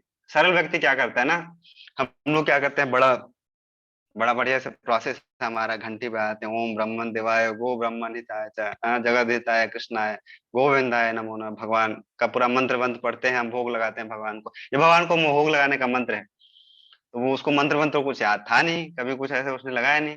तो अपने सरल भाषा में भगवान को ऐसे प्रार्थना करने लगा राम जी से कि प्रभु राम आइए, सीताराम आइए, मेरे भोजन का भोग लगाइए प्रार्थना करने लगा बेचारा। तो प्रार्थना किया, इतना सरल था। भगवान आए, भगवान आए, राम भगवान आए, और जो बनाया था उसने, जो भी रोटी चावल हमारे लिए एकादशी होता है, भगवान के लिए नहीं होता है। जैसे आप समझिएगा, आप लोग ना, भगवान को हम लोग प्रॉपर भोग लगाते हैं उनमें। भगवान के लिए कोई एकादशी नहीं है कि भगवान को भी हम उस दिन फल फूल ही खिलाएंगे खाली। नहीं, भगवान के लिए फास्टिंग नहीं है, फास्टिंग हमारे लिए, हमको शुद्ध होना है, भगवान को शुद्ध नहीं होना है। तो ये चीज समझिएगा आप लोग, नहीं तो आप सोचोगे अच्छा हम लोगों को तो नहीं खाना है, भगवान खा सकते हैं क्या, अन्न अन्न और आटा रोटी भगवान खा सकते हैं। जीव जीव के लिए, जीवात्माओं के लिए रहता है ये रेस्ट्रिक्शन। तो राम भगवान आए, उसने जो भोग लगाया था रोटी चावल सब्जी खाए चले गए। फिर वो चला गया मंदिर वापस। फिर जब अगला अगला दिन आया, अगला एकादशी आया, तो फिर बोला उसने कि गुरुजी कोई उपाय नहीं है। तो गुरुजी ने बोला अच्छा काम करो, इसको दे दो थोड़ा आटा चावल, जाएगा अपना पकाएगा खाएगा। फिर गया, फिर बनाया बढ़िया से बनाया उसने, वो जो व्यक्ति था, फिर भगवान को पुकारने लगा, प्रभु राम आइए, सीताराम आइए, मेरे भोजन का भोग लगाइए। तो इस बार राम जी भी आए, राम जी सीता जी को भी लेके आए। बड़े जो प्रेम होता है ना, जिस घर में आपको प्रेम मिलेगा ना, तो उस घर में खुद तो जाते ही हैं, अपने बच्चों को भी ले जाते हैं या अपने मित्रों के साथ जाते हैं, ये आप लोगों ने देखा होगा। जिस घर में प्रेम नहीं होता है ना, काम निकालने के लिए सोचते हैं अरे जल्दी जाओ और जल्दी से काम निकाल के भागो यहाँ से। लेकिन जहाँ प्रेम मिलता है ना, तो साथ में मिलजुल के हम लोग जाना चाहते हैं। तो भगवान तो आए ही, राम भगवान सीता जी को भी लेके आए साथ में। और इस बार दोनों खाए, दोनों भोग लगाया तो दोनों खाए, भगवान सीता माता दोनों गए। तो सोचा कि अरे यार लाता तो अपने लिए हूँ, भगवान भी आ जाते हैं। इस बार भगवान तो आए ही, सीता माता को भी लेके आए। अरे दोनों के लिए तो बनाया नहीं था, बनाया मैं अपने लिए था। आप समझिएगा, बेचारा बहुत सरल था, एक्चुअली सिंपल था, ऐसे डुप्लीसिट नहीं था कि मन में तो आ रहा है लेकिन हम बोल नहीं रहे हैं। मन में तो आता है ऐसा कि अरे यार उठना पड़ेगा, सुबह नहाना पड़ेगा मेरे को, तभी भगवान के ऑल्टर में जा सकते हैं, भोग लगाना पड़ेगा, 10 मिनट लग जाते हैं हमारे, ऐसे आता है मन में। मेरे मन में तो आता था जब पहले मैं, हाँ मैं रहते थे, हम लोग जब स्टार्टिंग में कॉलेज में हम पढ़ रहे थे, हम और विजय प्रभु, तो ऐसे सोचते थे कि हम लोगों ने सुना था क्या कि जब खाने से पहले ना भगवान को भोग लगा के खाना चाहिए। तो मैं विजय प्रभु को कहता था, विजय प्रभु भोग आप लगाइए भगवान को। विजय प्रभु मेरे को कहते थे, नहीं आप लगाओ। जनरली विजय प्रभु लगा दिया करते थे, लेकिन मैं ही बोलता था, विजय प्रभु भोग लगा दो थोड़ा, भोग लगा के लाओ, खाते हैं जल्दी से। लेकिन वो जो भक्त था ना, वो बहुत सरल था, ऐसा नहीं था कि मन में कुछ और चल रहा है बाहर कुछ और। फिर अगला एकादशी आया, तो अगला बार भी भगवान को प्रार्थना किया, वो सेम प्रार्थना, प्रभु राम आइए, सीताराम आइए, मेरे भोजन का भोग लगाइए। तो इस बार क्या हुआ कि राम जी भी आए, सीता भी आए और लक्ष्मण भी आए। तो सोचा अरे यार बड़ा समस्या है, लाता हूँ खुद खाने के लिए और आ जाते हैं भगवान, एक एक और लेके आते जा रहे हैं। अगला बार क्या करता हूँ, गुरु जी को बोलूंगा कि मेरे को और आटा चाहिए, मेरे को और चावल चाहिए, इतना में होगा नहीं। आप कहते हो भोग लगाओ भगवान को, और ये तो बताते नहीं हो कि अगली बार कितने आएंगे। आप बोल दो कि 3 आएंगे तो हम 3 के लिए बनाएंगे। आप कहते हो भगवान को भोग लगाओ और भगवान एक एक बढ़ाते जा रहे हैं, एक एक बढ़ाते जा रहे हैं। तो उसने गुरु जी को बोला एक्चुअली क्या, कि गुरु जी आज ना थोड़ा अगला एकादशी में आज थोड़ा आटा और थोड़ा चावल ना एक्स्ट्रा दे दीजिए। गुरु जी ने पूछा अरे क्यों, ऐसा क्यों भाई, जितना मिल रहा है उतना कम है क्या? उसको लगा होगा ऐसा, गुरु जी को कुछ लगा होगा, क्योंकि हम लोग सरल नहीं है ना, और जनरली ऐसा होता भी नहीं है। तो गुरुजी ने सोचा, गुरुजी को बता दिया एग्जैक्टली उन्होंने कि ना भगवान आते हैं। पहली बारी तो खाली राम जी आए, दूसरी बारी में राम भी आए, सीता भी आए, तीसरी बारी में लक्ष्मण जी को लेके आए, अगला बारी क्या पता वो हनुमान जी और सब भरत शत्रुघ्न सबके साथ आ जाए। आप थोड़ा ज्यादा दो, आटा भी दो, थोड़ा चावल भी दो मेरे को ज्यादा। तो गुरुजी ने सोचा अच्छा ठीक है दे देते हैं, लेकिन देखते हैं जाके कि सच बोल रहा है कि झूठ बोल रहा है, बाहर कुछ और तो नहीं करता, आटा चावल ले जाके बेचता तो नहीं है आश्रम का आटा चावल। तो इस बार क्या हुआ, गुरुजी छिप के देखने लगे, और वो व्यक्ति जो था वो सरल भाव से पूरा बनाया उसने, और प्रार्थना किया, इस बार खूब सारा बनाया। और इस बार जब भगवान से प्रार्थना किया तो भगवान पूरा राम दरबार लेके आ गए नीचे। अब सोचिए, गुरुजी जब देखे तो गुरुजी की आंखों में आंसू आ गए। वो गए अपने शिष्य को प्रणाम किए, कि बोले कि साधारण व्यक्ति नहीं है ये। मतलब ये मैं इसलिए उदाहरण दे रहा हूँ आप लोगों को कि सरलता का कितना इंपॉर्टेंस है। जो मन में है ना वो बता देना चाहिए, आपको ऐसे छिपा के नहीं रखना चाहिए कि प्रभु जी मैं तो 16 माला करती हूँ, और मैं ना प्रभु जी मैं तो भगवान को भोग भी लगाती हूँ। कोई दिक्कत नहीं है आप भोग नहीं लगाते हो तो, लेकिन आप एडमिट कर लिए कि मैं अभी भोग नहीं लगा पाती हूँ प्रभु जी। ठीक है, ठीक है, कोई दिक्कत नहीं है, धीरे धीरे हम लोग सीख जाएंगे। लेकिन हमको क्या करना है, हमको बोलना भी नहीं है प्रभु जी के सामने, तो हमको थोड़ा रेस्पेक्ट भी बनाना है कि प्रभु जी मैंने अब भोग लगाना शुरू कर दिया है, मैं अब भोग लगा के ही खाती हूँ। नहीं, हम लोगों को सरल होना चाहिए। सरल क्या, कि जो हृदय में है, जो हम करते हैं ना वो सच बताना चाहिए हम। तो ये स्टोरी भगवान को पता नहीं क्या चीज अच्छा लग जाएगा। भगवान को कई बार ऐसा अच्छा लग जाता है, भगवान हर समय तपस्या नहीं चाहते हैं अपने भक्तों से। कई बार भगवान को सरलता अच्छा लग जाता है, कई बार भगवान को व्यवहार अच्छा लग जाता है। एक परिचेतस थे, उनके 10,000 पुत्र थे, और 10,000 पुत्रों के आसपास आपस में इतना अच्छा संबंध था, इतना अच्छा संबंध था कि भगवान उनसे प्रसन्न हो गया और उनको दर्शन दी। बोले कि भगवान बोले कि आपकी तपस्या से प्रसन्न नहीं हूं मैं, आपका जो आपस में जो जो मित्रता है, आपके जो 10,000 भाइयों में इस तरीके से आप रहते हो कि वो मेरे को बहुत पसंद है। तो भगवान को कुछ भी पसंद आ सकता है, हम लोगों का है जेन्युइन रहना चाहिए, यही चीज है। इसलिए मैंने ये स्टोरी सुनाया आप लोगों को टाइम लेके। तो मेरे को उम्मीद है आप लोगों को अच्छा लगा स्टोरी, मेरे को तो अच्छा लगा इस मेरे को याद करके दोबारा से। तो पढ़ते हैं अगला जो श्लोक है। ये श्लोक बहुत इंपॉर्टेंट श्लोक है, बहुत बहुत इंपॉर्टेंट है। इसको कई बार मैंने पहले भी कोट किया हुआ है कि यहाँ पे अब ये बता रहे हैं ना कि जब हम भक्ति करते हैं ना, कुछ भी लॉस नहीं है, कुछ भी लॉस नहीं है। जो कुछ भी कर रहे हैं ना उसमें फायदा ही है हमको। बहुत बढ़िया, आप लोग याद भी कर सकते हो ये श्लोक। त्यक्त्वा स्वधर्मं शरणां भुजां हरे भजनो अपक्वा अथा पते तथो यदि यत्र क्वावभद्रं ममुष्य किं को वार्थ आप्तो अभजतं स्वधर्मतः। बहुत बढ़िया श्लोक है, बहुत बढ़िया। ये अध्याय का मेरे को सबसे बढ़िया यही श्लोक लगता है। मतलब श्लोक सारे बढ़िया हैं, ये पढ़ने में भी अच्छा लगता है, और इसका जो मैसेज है, पढ़िए, कौन पढ़ेंगे? अभय प्रभु आप पढ़िए, पढ़िए।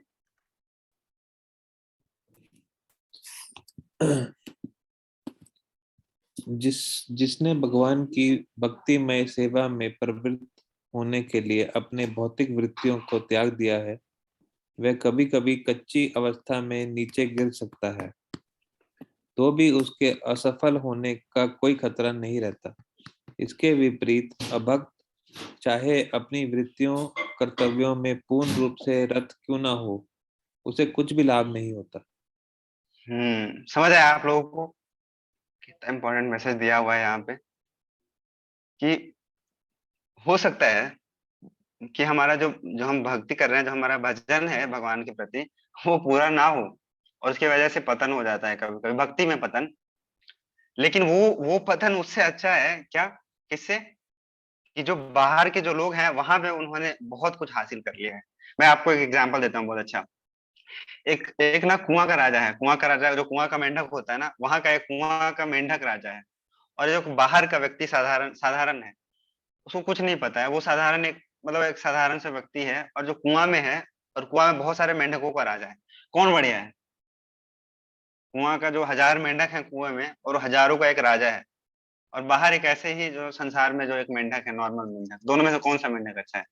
प्रभु जी बाहर वाला। क्यों?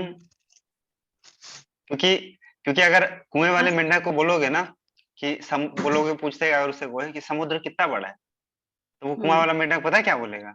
अच्छा, कुआं का 10 गुना होगा, 20 गुना होगा, 30 गुना होगा, अरे 100 गुना होगा। तो बाहर वाला मेंढक बोलता है अरे नहीं। तो बोलता है अरे कुछ भी, कितना 1000 गुना होगा ज्यादा से ज्यादा उसका ना। वो अपने, मतलब उसी उसी रेफरेंस से वो कंपेयर करता है। तो बाहर का जो संसारिक जो व्यक्ति होता है ना, वो चाहे कितना भी झंडा गाड़ चुका हो, कुछ भी कर चुका हो, उसके पास जन हो, उसके पास धन हो, उसके पास सुंदरी हो, उसके पास कविताम हो, पढ़ते हैं ना, न धनम न धनम न सुंदरीम कविताम वा जगदीश काम है। सब कुछ है उसके पास, लेकिन भक्त क्या होता है ना, भक्त अकिंचन होता है। अकिंचन का मतलब क्या होता है? कि उसके पास कुछ भी ना हो, मटेरियली वो कुछ भी ना हो, है तो बहुत बढ़िया है तो बहुत बढ़िया है। लेकिन ऐसे भक्त जिनके पास कुछ भी नहीं है, वो अकिंचन है। अकिंचन का मतलब क्या है? मटेरियली एग्जॉस्टेड मैन जिसको बोलते हैं ना, मटेरियली बहुत गरीब है वो बेचारा। वो भी उससे अच्छा है कि जो जो जिसके पास बहुत धन है, बहुत संपत्ति है, बहुत उसके बहुत सारे फॉलोवर्स हैं। एक फोन कॉल करने पे उसके पास 1000 लोग खड़े हो जाते हैं उसके घर के बाहर। वो एक बात जो बोलता है तो 10 लोग yes sir yes sir yes sir करते हैं। उससे अच्छा है वो व्यक्ति। और ये जो श्लोक है ना, बहुत इसलिए मेरे को अच्छा लगता है। क्यों? श्लोक में ना भक्ति का होप है, भक्ति का होप है। बहुत सारे लोग ऐसे बोलते हैं कि अरे इतने बड़े बड़े ऋषि मुनि 10,000 साल उन्होंने तपस्या किया, उनसे तो कुछ हुआ ही नहीं, मैं क्या कर लूंगा, मेरे को नहीं करना है भक्ति। ऐसे बोलते हैं कई सारे लोग, कि वो कोट करेंगे दूसरे दूसरे लोगों को। वही है ना कि क्या करते हैं आज के लोग, अपने मतलब का चीज निकाल लेंगे। बोलोगे थोड़ा सा भक्ति कर लीजिए सर, कर लीजिए, थोड़ा सा पढ़ लीजिए भगवत गीता, तो बोलेंगे विश्वामित्र मुनि ने 10,000 20,000 30,000 वर्ष तपस्या करने के बाद भी उनको कुछ हुआ नहीं। बस मेनका आके एक बार पायल के घुंघरू बजाई और वो फ्लैट हो गए। मेरे से क्या हुई हो पाएगा, मैं तो कलयुग का जीव हूँ। तो ऐसे बहुत सारे लोग बोलेंगे उनसे तो हो ही नहीं पाया, मैं क्या कर सकता हूँ। लेकिन ऐसा नहीं है। भक्ति में आपने थोड़ा सा भी किया, ऐसा लगता है कि मुझे कुछ हो ही नहीं पाया, लास्ट मोमेंट पे तो वो फेल हो गए। नहीं, उनका काउंट होता है। एवरी सिंगल जो उनका एंडेवर है, उनका जो प्रयास है ना, वो काउंट हो रहा है भक्ति में। भक्ति में खत्म नहीं होता है कुछ। ऐसा नहीं है कि यहाँ पे अभी जितना किया और हम नष्ट हुआ, हमारा शरीर नष्ट हो गया तो हमारा भक्ति नष्ट। नहीं, आपने देखा होगा कई सारे जो छोटे बच्चे होते हैं ना, अब मंदिर में आओगे कभी ना तो आपको दिखा सकते हैं हम लोग, कि मंदिर में बहुत छोटे छोटे बच्चे आते हैं, इतना अच्छा कीर्तन करते हैं ना, इतना अच्छा उनको श्लोका याद है। ऐसा नहीं है वो उनका इस जन्म का भक्ति नहीं है सारा, उनके पिछले जन्म का संस्कार है, उनके पिछले जन्मों का भक्ति है।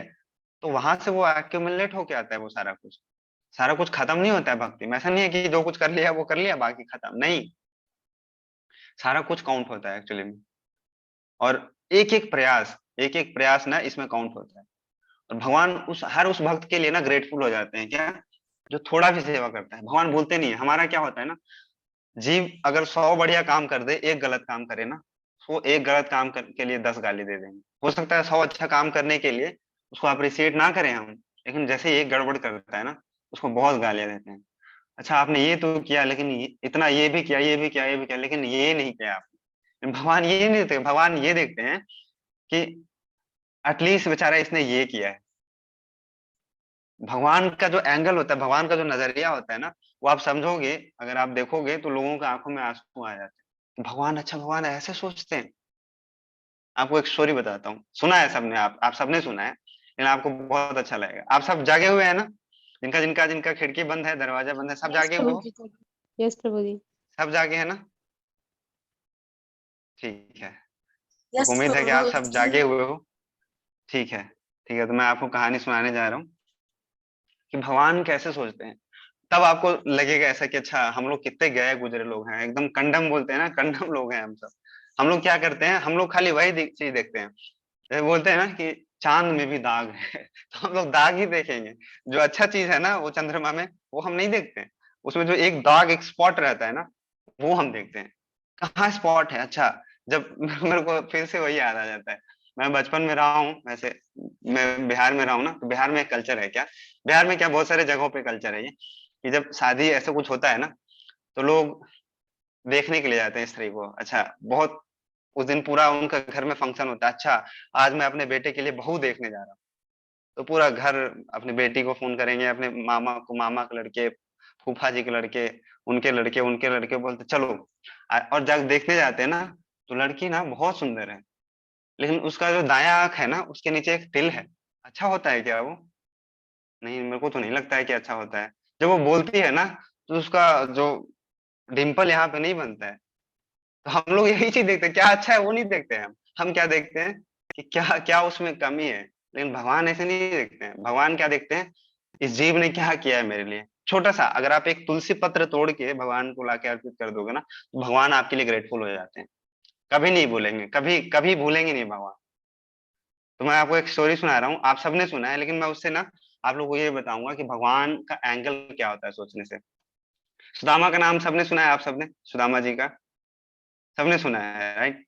तो सुदामा जी, आप सबको पता है कितने ना गरीब ब्राह्मण थे। ब्राह्मण एक्चुअली में गरीब ही होता है। जहां पे भी आप ब्राह्मणों का नाम सुनोगे ना, तो ब्राह्मण बेचारा गरीब ही होता है।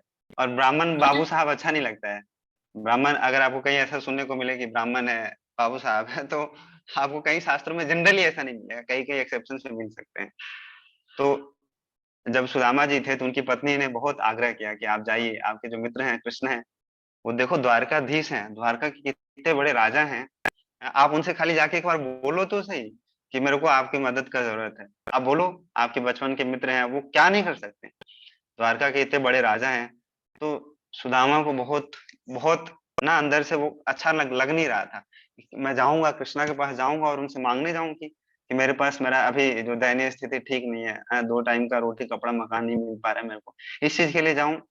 उनका हृदय ऐसा कभी अलाउ कर नहीं रहा था उनको। फिर भी आग्रह के बाद जब वो जाते हैं ना, तो कहते हैं कि कुछ कुछ तो है ही नहीं, उनके घर में कुछ था ही नहीं कि वो भेंट ले जाके दे। जब हम मिलते हैं, जब किसी परिवार के पास जाते हैं, कभी मित्रों के पास भी जाते हैं, तो खाली हाथ नहीं जाते। ये कल्चर है एक्चुअली, जो कि आजकल खत्म होते जा रहे हैं धीरे धीरे। आजकल क्या करते हैं कि आजकल अलग ही कल्चर है। तो आजकल क्या करते हैं, वो ही फोन कर देते हैं, वो ही फोन कर देते हैं, चलो यहाँ से थोड़ा सा ऑर्डर करके ले आते हैं। नहीं, पहले क्या होता था, घर से कुछ लेके जाते थे, प्रेम पूर्वक ऐसे कुछ बना के। लेकिन सुदामा जी के पास कुछ था ही नहीं, तो वो क्या करते हैं ना, बगल के घर से ना कुछ उधार, ऐसे चिप्ड राइस जिसको चूड़ा बोलते हैं ना, पोहा, वो मांग के लेके जाते हैं वो वहां पे। और भगवान के पास जब लेके जाते हैं, उनको बड़ा शर्म आ रहा होता है कि क्या द्वारकाधीश है, इतना बड़ा साम्राज्य का ये राजा है, भगवान है, उनको मैं ये थोड़ा सा ऐसे चावल ऐसे दूंगा मैं, कितना खराब लगेगा। आप सोच के देखो कि बड़े लोगों के पास जब जाते हैं, मित्र ही है, हमारा बचपन का मित्र ही है, लेकिन ऐसा डिस्कम्फर्ट लगता है, हम लोग को फील होता है। लेकिन भगवान ना, भगवान सबको कंफर्टेबिलिटी प्रोवाइड करते हैं। भगवान सब चीज समझ जाते हैं, भगवान तो अंतर्यामी है, हृदय में वास करते हैं, भगवान को पता चल गया कि लेके तो आया कुछ लेकिन दे नहीं रहा है। तो भगवान जबरदस्ती करते हैं सुदामा को कि क्या लेके आए हुआ, भाभी ने कुछ तो दिया ही होगा, खाली तो हाथ तो आए नहीं होगा। तो वो स्वीकार करते हैं उसको, और जब स्वीकार करते हैं, और जब भगवान जब जब जाने लगते हैं ना सुदामा, तब उनको लगता है कि ऐसे, मैं डायरेक्टली स्टोरी लंबा है बता नहीं पाऊंगा पूरा, तो मैसेज यही है कि भगवान कहते हैं सुदामा को कि मैं आपके लिए इतना ग्रेटफुल हूँ कि मैं क्या ही कर सकता हूँ आपके लिए। भगवान क्या सोच रहे हैं ना, सुदामा जी ये सोच रहे हैं, आप सोचिए, यहाँ पे सोचिएगा, अच्छे ध्यान पूर्वक सुनिएगा आप लोग। सुदामा जी ये सोच रहे हैं कि मैंने बस इतना सा ही दिया है, लेकिन भगवान ये सोच रहे हैं ना, क्या सोच रहे हैं भगवान, कि सुदामा के पास कुछ भी नहीं है, सुदामा के घर में कुछ नहीं है, एक पैसा नहीं है, एक फूटी कौड़ी नहीं है, वो उधार मांग कर ला के दिया है मेरे को। भगवान सोच रहे हैं मैं ही तो सारा जगत का स्वामी मैं हूँ, सब कुछ तो भगवान का ही है कि नहीं। तो भगवान कैसे पूर्ति कर सकते हैं सुदामा का। अब भगवान सोच रहे हैं मैं किससे उधार मांगू, आप सोचो, भगवान किससे उधार मांग सकते हैं। अब बोलो, सब कुछ भगवान का ही है, जो सारा सृष्टि है, जो सारा साम्राज्य है, जो सारा जितना भी ग्रह है, लोक है, सब भगवान का ही है। अब भगवान सोचो, अब उस एंगल से सोचते हैं भगवान कि अब मैं कहाँ सुधार ला के दूं भाई, तो मैं तो सुदामा का तो ऋणी हो गया। सोच रहे हो भगवान और भक्त का जो इंटीमेसी होता है ना, साधारण जीव नहीं समझ सकता है इस चीज को। साधारण जीव ये सोचे अरे इसमें कौन सी बड़ी बात है ये, भगवान देखो लेकिन किस एंगल से सोचते हैं आप। तो आप भगवान को थोड़ा सा भी कुछ दोगे ना, बहुत ग्रेटफुल हो जाते हैं भगवान, कभी कुछ उसको भूलते नहीं उस व्यक्ति को। समझ रहे हो। तो इसलिए हमको छोटा छोटा प्रयास भी, जैसा भी लगता है कि हम ज्यादा कुछ नहीं कर सकते ना, तो थोड़ा सा भी एकादशी पे ऐसा लगता है कि मैं ज्यादा माला नहीं कर सकता हूँ, एक माला ज्यादा कर लेना चाहिए एटलीस्ट, एक माला, उसको भी भगवान नहीं भूलेंगे। भगवान सोचेंगे अच्छा ये हर रोज तो ये 8 ही माला करता था, लेकिन आज इसने 9 किया है, आज इसने 10 माला किया है। वो भगवान उसको कभी नहीं भूलेंगे उस चीज। भगवान का ये एंगल होता है, इस तरीके से भी भगवान सोचते हैं। तो हम लोगों को भी ना ऐसे सोचना चाहिए। आगे आगे पढ़ते हैं हम, जो अगला श्लोक है ना, अगला श्लोक क्या है हमारा, टाइम है, एक श्लोक ले लेते हैं, 18 नंबर का श्लोक पढ़िए। कौन पढ़ेंगे आप में से, कौन पढ़ेंगे? पढ़ते हैं। जो व्यक्ति पढ़िए निधि माता जी। कौन पढ़ रहे हैं? आर्य गुप्ता प्रभु, आपने पढ़ा था? हाँ निधि गुप्ता, जो एक बार पढ़े हो वो दोबारा, दूसरे लोगों को भी मौका दीजिए प्लीज। कल ही कोई आपको दूसरा पढ़ा है कोई? हाँ निधि माता जी पढ़िए पढ़िए। चलिए चलिए पढ़े। जो व्यक्ति वास्तव में बुद्धिमान तथा तत्व ज्ञान में रुचि रखने वाले हैं, उन्हें चाहिए कि वे इस सार्थक चीज के लिए ही प्रयत्न करें जो उच्चतम लोक ब्रह्मलोक से होकर से निम्नतम लोक पाताल तक विचरण करने से भी प्राप्य नहीं है। जहाँ तक इंद्रिय भोग से प्राप्त होने वाले सुख की बात है, यह तो कालक्रम से स्वतः प्राप्त होता है, जिस प्रकार हमारे न चाहने पर भी हमें दुख मिलते रहते हैं। हरे कृष्ण। हरे कृष्णा। आप लोग बताइए, आप में से कितने लोग चाहते हैं कि आपको दुख मिले? कितने लोग चाहते हैं आप में से कि आपको दुख मिले? कोई चाहते हैं यहाँ पे? 4 लोगों के हाथ उठे हुए हैं ऐसे, अजीत प्रभु, अर्चना माता जी, कनिष्का माता जी, निधि माता जी। 4 लोग चाहते हैं अभी कि उनको दुख मिले। चाहते हैं आप लोग? कोई नहीं चाहता है कि दुख मिले मेरे को। एटलीस्ट मैं तो नहीं चाहता, मेरा भाव तो अभी इतना नहीं पहुंच पाया है कि मैं चाहूँ कि दुख मिले मेरे को। दुख मिलता है, बड़ा कष्ट होता है। पिछली बारी जब तबियत खराब हुआ था मेरे को, तो विजय प्रभु बहुत प्रसाद खिलाया मेरे को, विजय प्रभु ने, तो मैं भी ऋणी हूँ बहुत विजय प्रभु का। तो कहीं से इको आ रहा है, म्यूट कर लीजिए। हाँ, अर्चना माता जी से इको आ रहा है आई थिंक। तो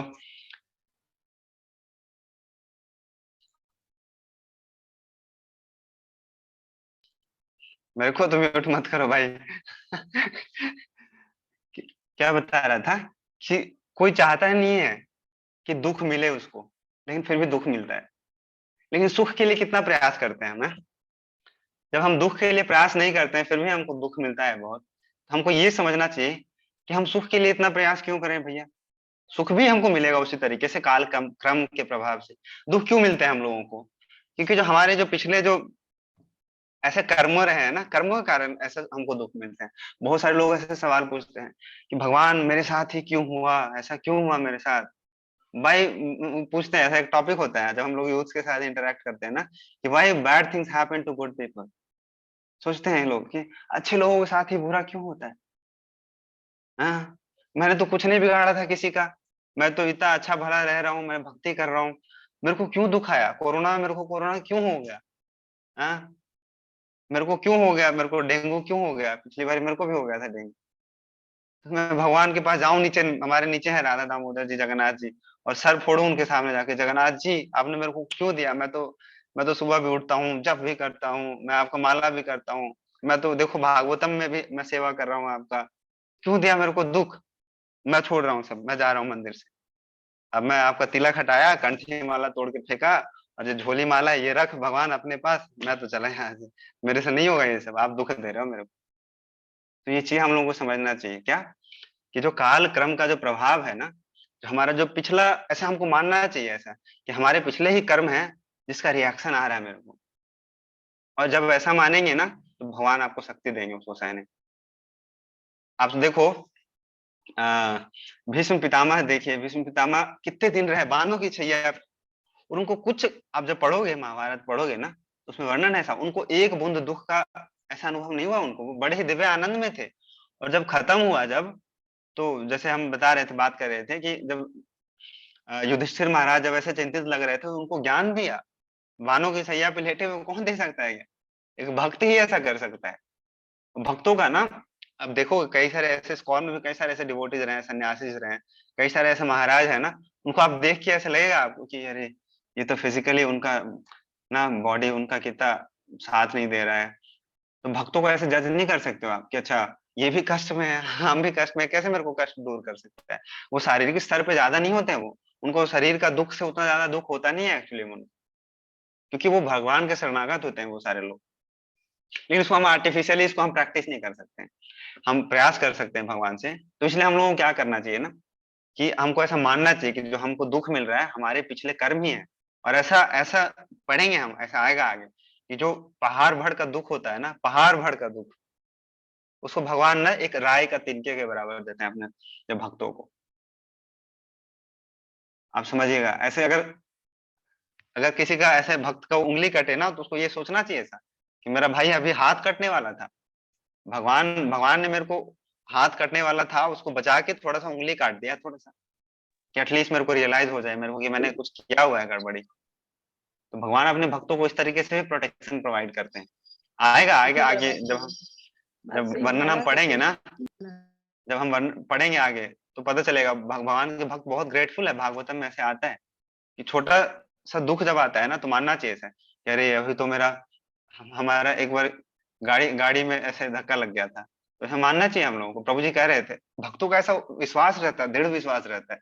मैं एक बार, एक हमारे जो एक वरिष्ठ भक्त है उनके साथ में जा रहा था, और जैसे मैं ड्राइव कर रहा था, रोड जब जैसे क्रॉस करने वाला था ना, तो पीछे से एक गाड़ी बहुत तेज से ऐसे निकल गए।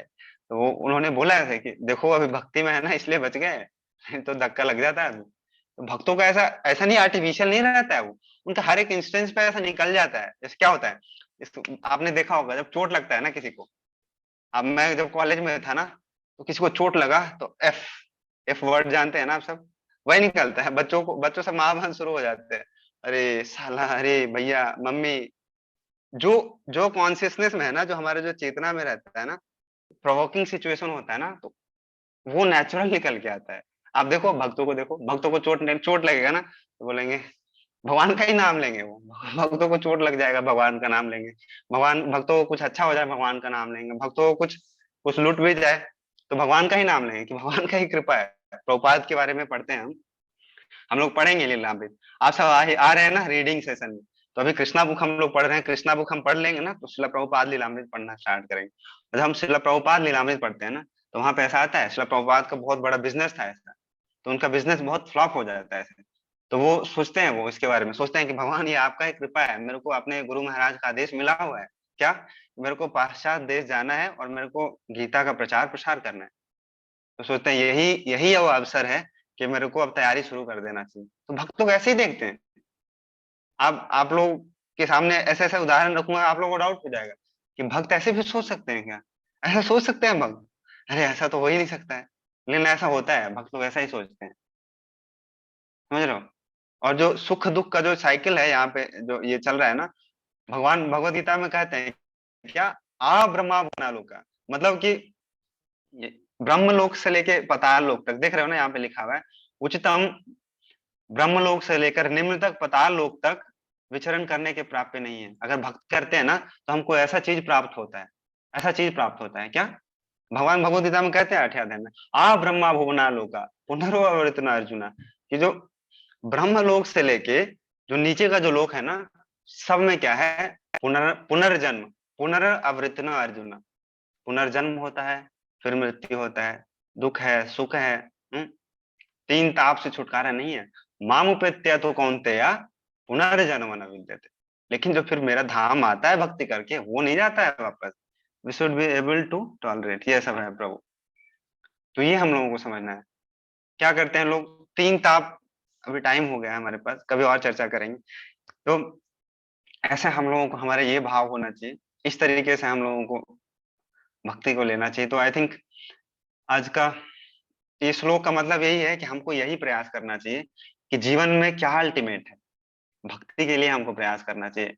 संसार के सुख दुख ना मिनिमम मिनिमम ऐसा प्रयास होना चाहिए हमारा कि जो शरीर से रिलेटेड चीज है ना, आप हमारे बारे में ऐसा लग रहा होगा सोच के, अच्छा ये तो मंदिर में रहता है, ना इसकी शादी हुई है, ना इसके बच्चे हैं, ना इसको घर संभालना है, ना तो इसको कुछ ऐसा कुछ चिंता है, तो ये बोल सकता है, ये बोलेगा कि घर घर का ऐसा इस तरीके से देखो, उतना उतना कमाने के ऊपर नहीं फोकस करना चाहिए, उतना सुख दुख के बारे में नहीं सोचना चाहिए, तो कुछ है ही नहीं, अभी जीवन देखा ही कहाँ है, संसार देखा ही कहाँ है इसने, ऐसा सोच सकते हो। लेकिन जो भक्त है ना, हमारे भक्त हैं, कांग्रेगेशन जो डिवोटीज हैं आपके तरीके से, जिनकी फैमिली है, जिनका घर है, जिनका बिजनेस है, जिनका संतान है, सब कुछ है, उनके घर में जाओगे आप, तब उनको देख के ऐसा लगेगा, अरे बाप रे, ब्रह्मचारी तो है ही ब्रह्मचारी, जो वैराग्य का जीवन पालन करते हैं, जो उनका जीवन भी है, जो गृहस्थ लोग हैं, जो भक्त होते हैं ना, उनका जीवन देख के भी आप लोगों को ऐसा लगेगा क्या, कि हैं बच्चे हैं उनके, उनका सब कुछ है, सब कुछ रहते हुए भी वो सबसे विरक्त रहते हैं। कैसे? ऐसे नहीं कि अच्छा जिम्मेवारी छोड़ दे, बेटा तू अपना देख ले, तुम अपना स्कूल का फीस तू अपना से आज से तू भरेगा, अपनी अपनी माँ को बोल दिया, देख तो तुम्हारा रोटी कपड़ा मकान तुम्हारी बीमारी का इलाज तू खुद से दे, हम अपना भजन करेंगे। नहीं, अपना काम करते हैं, अपना जिम्मेवारी भी उठाते हैं, लेकिन इंद्र तृप्ति नहीं करते हैं। उनको जो पता है कि इतना ही मेरा नीड है, नीड और वांट का जो बीच में जो सेपरेशन होता है ना, जो लाइन होता है, वो उनको अच्छे से पता है कि कहाँ नीड खत्म होता है और इसके आगे मेरा वांट शुरू हो जाता है। तो नीड तक ही अपने आप को समेटना जानते हैं हम। नीड से जब ऊपर बढ़ते हैं ना, तो फिर हमारा इंद्र तृप्ति शुरू होता है, और सबको पता है हमारा नीड क्या है, आप सबको पता है। जैसे मॉल में जाते हैं ना, तो जनरली वहां पे क्या होता है ना, वांट बढ़ जाता है। जब बच्चों को हम मॉल वॉल में लेके जाते हैं ना, मम्मी ये भी ले दो, पापा मेरे को ये भी ले दो, ये भी ले दो, ये भी ले दो, तो वहां पे माँ बाप उसको समझा देते हैं, अरे देख तुम्हारे पास है ना अभी वो वाला खिलौना, है ना अभी ये है ना, चलो एक लेके दे देती हूँ। तो ये अपने आप को भी समझाना ऐसे आना चाहिए। हम बच्चों को बहुत अच्छा से समझा देते हैं, सारे माँ बाप ना इस चीज में एक्सपर्ट होते हैं कि कैसे बच्चों को बहलाना है, फुसलाना है। उसी तरीके से अपने आप को भी ना समेटना जानना चाहिए हम लोगों को, कहाँ पे ऐसे समेटना है हम लोग, जहाँ पे हमारा नीड खत्म हो रहा है, कहाँ से हमारा वांट शुरू हो रहा है, तब फिर भक्ति में हम आगे अग्रसर बढ़ सकते हैं। ठीक है, तो समय भी हो गया पूरा पूरा, तो आप लोगों को ऐसा कुछ प्रश्न है तो पूछ सकते हो आप लोग, और कुछ ऐसा कुछ कमेंट भी करना चाहते हो बता भी सकते हो, कुछ ऐसा कुछ ऐड सब्ट्रैक्ट भी कर सकते हो। आप सारे लोग विजय प्रभु हैं, और आज आशीष प्रभु जी तो आ नहीं पाए, उनका कुछ इम्पोर्टेंट कुछ चल रहा था, तो हाँ विजय हरे प्रभु। कृष्णा। हरे कृष्णा। कृष्णा। कैसा लगा आप लोगों को सेशन आज का? थोड़ा बहुत खिड़की सुंदर, ऑन करके बताइए, थोड़ा हमारा उत्साह बहुत बढ़ाइए। बहुत सुंदर, हाँ बहुत हाँ, सुंदर। बहुत सुंदर प्रभु जी, बहुत सुंदर प्रभु जी। उदाहरण अरे कई मेरे को बहुत तो सुंदर प्रभु मेरे जी। को तो अच्छा लगा कि कम से कम मेरा जो शुद्धिकरण है ना वो हुआ। और देखो, बोलने का इतना लत, सबको बोलना पसंद है, मेरे को भी बोलना पसंद है, सुनना नहीं अच्छा लगता है किसी को। बोलने के लिए ना हम लोगों ने आज प्रार्थना ही नहीं किया। देखो किसी को याद है आप में से, मेरे को बीच में याद आया कि आज हम लोगों ने प्रार्थना तो किया नहीं। फिर हम सोचे ठीक है भगवान माफ करना मन में प्रार्थना कर लिया आज, तो ठीक है। तो ऐसे ही है। तो भगवान की लीला है ना, कितना अच्छा लग रहा है, मधुर लग रहा है सबको, है कि नहीं? भगवान का लीला ऐसे ही जब जो क्या बोलते हैं शास्त्रों का जो मर्म है उसको लीला के माध्यम से बहुत अच्छा प्रस्तुत किया राकेश ने। भगवान का लीला जब हृदय में घुसता है ना, एकदम निर्मल हो जाता है, बड़ा ठंडा ठंडा लगता है, बड़ा है ना, एकदम शांत हो जाता है मन। हाँ? इसलिए भक्ति विनोद ठाकुर लिखते भी हैं क्या, गौरांगे मधुर लीला जरा करने प्रवेशिला हृदय निर्मला में है ना, एकदम वॉश हो जाता है, ब्रेन वॉश, सबका ब्रेन वॉश कर दिया राकेश ने। तो अब किसी का कोई प्रश्न है तो पूछ सकते हैं, है ना, फिर हम लोग आगे बढ़ाएंगे। यस है प्रभु जी, पूछिए। हरे कृष्णा प्रभु जी। बहुत अच्छा आज का लेक्चर, काफी अच्छी चीजें सुनने को मिली। मेरा क्वेश्चन 17 नंबर पर रिलेटेड है, जो अभी हमने पढ़ा है। एक्चुअली 17 नंबर नहीं निकालना नहीं। अच्छा, एक्चुअली आई थिंक शायद आपने ही बताया था या मैंने कहीं सुना था कि जैसे माला जब स्टार्ट करिए तो कहते हैं कि जब इनको आप बढ़ाओ तो चाहे धीरे धीरे बढ़ाओ, लेकिन फिर बाद में जब बढ़ाओ तो फिर उसको कम मत करो। जैसे कि हाँ है ना, तो जैसे अभी मैं 6 पे हूँ तो मैं काफी टाइम हाँ से 6 ही करता हूँ रोज, धीरे धीरे बढ़ाएंगे। अभी मैं और आगे बढ़ा नहीं रहा हूँ कि मुझे ये डर लगता है कि मैं शायद कभी कम हो जाएगी। तो वो फिर है कि अगर ऐसे कभी एक आध बार कभी कम हो जाए तो वो भी शायद उसमें भी कोई इशू नहीं होना चाहिए, राइट? ये भगवान है, की ये तरफ है से। प्रभु, नहीं कोई दिक्कत नहीं है। ये हम लोगों को सोचना चाहिए, आपको आपके हृदय में ऐसा रहना चाहिए कि देखो भगवान, मैं 6 तो करता ही हूँ, आज मेरे पास समय है तो मैं आज एक्स्ट्रा कर लेता हूँ 2 हाँ, वो मैं एक आध ऐसे चीज पे कर करता सकते। हूँ, जैसे मैं वो एक्स्ट्रा करता हूँ। बाकी दिन भी कर सकते हो ऐसे सोच के कि आज मैं देखो भगवान, आज मैं मेरे पास थोड़ा सा टाइम है तो मैं 2 माला अच्छा, एक्स्ट्रा कर लेता हूँ, कोई दिक्कत नहीं ठीक है। है। लेकिन ऐसे हम लोगों को मेंटेन करके रखना चाहिए कि, इसलिए बोलते हैं कि कम नहीं करना चाहिए उतना से। ऐसा कोई हाँ दिक्कत नहीं है अगर कभी ऐसा आ जाए तो भैया, ऐसा आज भगवान तो मेरे से नाराज हो जाएंगे, ऐसा इतना नहीं है कुछ। लेकिन हम लोगों को जो मिनिमम हम फिक्स करते हैं ना कि मेरे को इतना करना चाहिए, तो उतना हमको मेंटेन करके रखना चाहिए। आपको समय मिले तो ज्यादा भी कर सकते हो, ऐसा नहीं है कि अब आप ज्यादा करेंगे तो फिर कल तो उतना हो नहीं पाएगा तो आज नहीं कर सकते हो। ओके, ठीक। ठीक है। Thank you. और वो 17 नंबर का जो श्लोक है ना, बहुत खुशखबरी है आप सबके लिए, है ना, कितना अच्छा। मेरे को विजय प्रभु ने गाया तो मेरे को भी एक वैष्णव सॉन्ग याद आ गया, बड़ो सुखर खबर गाय है, भक्ति विनोद ठाकुर गाते हैं, एक बहुत बढ़िया सॉन्ग है, बड़ो सुखर खबर गाय बड़ो, मतलब मैं बहुत बहुत सुख का खबर गा रहा हूँ आप सब लोगों के लिए। तो जो श्लोक 17 नंबर का ना, आप सबके लिए बहुत सुख का खबर है।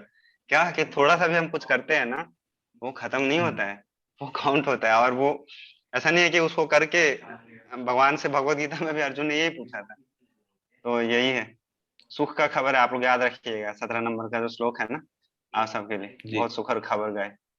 बंगाली लोग समझ सकते हैं, हमारे जितने सारे आचार्य हैं ना, बंगाली में बहुत सारे सॉन्ग लिखा है उन लोगों ने। यस, और किन्हीं का प्रश्न है? हरे कृष्ण गौरव प्रभु प्रभु। जी। अच्छा हाँ, ऋचा माता जी। प्रभु जी, आपने 16 नंबर श्लोक में बताया था कि भगवान बड़े असीम है, और अगर वो असीम है तो जिनमें भौतिक इच्छाएं वो उनको पा नहीं सकते है ना। तो एक 17वें श्लोक में ये बता रहे हैं कि अगर भक्ति में हम कुछ भी करते हैं तो उनका लॉस नहीं होता, चाहे हम शुरुआत ही क्यों ना करें। तो हम्म मेरा प्रश्न ये था कि जैसे ना कुछ भक्त होते हैं जो भक्ति में आते हैं ना, तो फिर वो वापस चले जाते, शायद वो कुछ कर्म आगे आ जाए, फिर वो वापस नहीं आते, या फिर अगले जन्म में उनकी भक्ति राइस हो जाए। तो ये प्रश्न था कि अगर मतलब कि भौतिक इच्छाओं के कारण ये सब हो रहा है, उनका बैगेर लग रहा है, कि अगर भगवान, या फिर ये है कि भगवान अगर इतने असीम है शायद उनको समझ में नहीं आया तो इसलिए वो पीछे से ही वापस जा रहे हैं। नहीं, जरूरी नहीं है।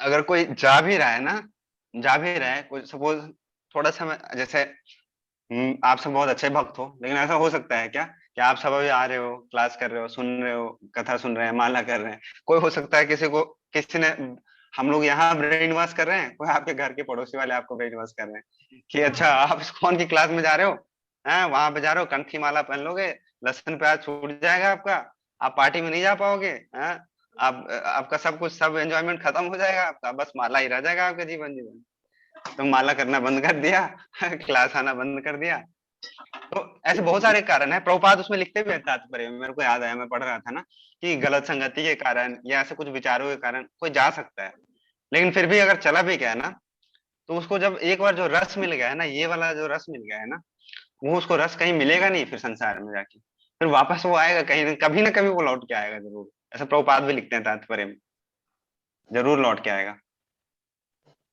और प्रभु जी आपने ये बताया था कि जो हमसे बड़े वाले होते हैं वैष्णव, उनके साथ हमारा संबंध कैसा होना चाहिए, जो सेम वाले उनके साथ मित्रता, और जो नीचे वाले लेवल पे हैं, हमारे से नीचे तो क्या कोई होगा, उन पे दया, पर जो हमसे ऊपर वाले उनसे कैसे डील करनी वो बता दीजिए प्लीज। उनसे मतलब एज ए रेस्पेक्ट होना चाहिए और उनसे सीखने का भाव होना चाहिए हम सब लोगों का। थैंक यू प्रभु जी, प्रभु जी, हरे कृष्णा, धन्यवाद, प्रणाम। हरे कृष्णा, थैंक यू दंडवत सो प्रणाम। मच। प्रभु जी एक सच्ची घटना बताकर छोटा मैं आपसे जवाब चाहूंगी, बताऊं क्या? हाँ हाँ बताइए। हमारे पटना में एक बहुत बड़े भक्त थे, शिव भक्त, और मेरा भाई का रिश्ता है, हम लोग ब्रह्म कुमारी हाँ। में। तो वो माने एकदम समर्पित है, हेड डिपार्टमेंट वहाँ माउंट आबू में। और 60 के बाद उन्होंने शादी कर लिया, एक 16, 17 साल, 15 साल की गरीब लड़की से। तो हम उनको बोले, भाई जी इतना गलती काम आप कैसे किए, माने पूरी जीवन तपस्या करके। तो वो हमको बताया कि मेरे पास धन बहुत है, मेरा भतीजा ले लेगा, इसलिए दीदी हम शादी किए। तो ये क्या उनके कर्मों का फल मिला, क्या मिला? थोड़ा प्रकाश डालिए प्रभु जी। कर्मों कर्मों का जो साइकिल है ना माता जी, कर्मों का जो साइकिल है इतना मुश्किल है, मैं क्या बता पाऊंगा, मैं तो साधारण जीव हूँ। उद्धव जी कहते हैं, उद्धव जी क्या कहते हैं ना, कि एक इस पे भी एक भजन है, मतलब भजन इन द सेंस, भजन क्या होता है ना, जो वैष्णव जो लोग है ना, वो पढ़ा है उन लोगों ने शास्त्रों को, उसको अपना रियलाइजेशन को भजन के फॉर्म में लिखते हैं। इसलिए आप लोगों को ना वैष्णव सॉन्ग्स पढ़ना चाहिए सबको, एकादशी पे ऐसे। तो कहते हैं कि कर्मन की गति न्यारी, कि बगुले को क्या गाते हैं वो सॉन्ग बहुत अच्छा, मेरे को गाना नहीं आता एक्चुअली में। ये जो बगले को ना बहुत सुंदर रूप दिया है, लेकिन उसको आवाज खराब कर दिया। कौवे को, कोयल को बहुत अच्छा स्वर दिया है, लेकिन उसका रूप खराब कर दिया है आपने। तो जो कर्म का जो साइकिल है ना, इसको हमको न समझना है और न समझने का प्रयास करना चाहिए। लेकिन ये है अब किसका, जैसे हम लोगों ने बोला कि किसका वो संग किया, किसका गलत संगति भी हो सकता है, मन में विचार है, पीछे के कुछ ऐसे आते हैं हमारे कर्मों की वजह से भी, तो अलग अलग प्रभु ऐसा जी कुछ हो सकता है। अरेंज मैरिज हुआ, वो लोग अच्छे कोई दिक्कत नहीं है, हैं, कोई दिक्कत नहीं है। लेकिन तो मेरे समझ से उनको हालांकि अभी उनकी बहुत छोटी छोटी बच्ची दू हो गई है, वो अफसोस करते हैं। तो इसको हम लोग क्या माने? अच्छा है माता जी, कम से कम चोरी तो नहीं कर रहे हैं ना, कि बाबा जी के आश्रम में रह के फिर गड़बड़ काम कर रहे हैं। जो मन में आए, ब्रह्मचारी हैं, ब्रह्मचारी के पास हमेशा ऑप्शन रहता है क्या, कि आइदर ही शुड कंटिन्यू ब्रह्मचारी आश्रम और टू एंटर इनटू ए गृहस्थ आश्रम। तो ये इसीलिए तो हम कह रहे थे ना, सरल होना चाहिए। जो ऐसा है, ऐसा लग रहा है कि मैं नहीं कर सकता हूँ ब्रह्मचारी व्रत का पालन, तो ठीक है हम गृहस्थ में जाएंगे, हम गृहस्थ व्रत का पालन अच्छे से करेंगे, कोई दिक्कत नहीं है, क्या दिक्कत है, वहां पे भी भक्ति करते हैं, गृहस्थ लोग भक्त नहीं है, हैं? कोई दिक्कत नहीं है इसमें, इसमें कोई दिक्कत नहीं है। ठीक है, अर्चना माता जी का भी सवाल है, अर्चना माता जी पूछे। हरे कृष्ण प्रभु जी। यस माता प्रभु जी जी। आवाज आ रही है मेरी?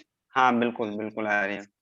प्रभु जी क्या गृहस्थ, जो गृहस्थ भक्त होते हैं, क्या हम्म। उनको भगवत प्राप्ति नहीं होती? किसने कहा आपको, कहाँ से पढ़ के आए हो आप?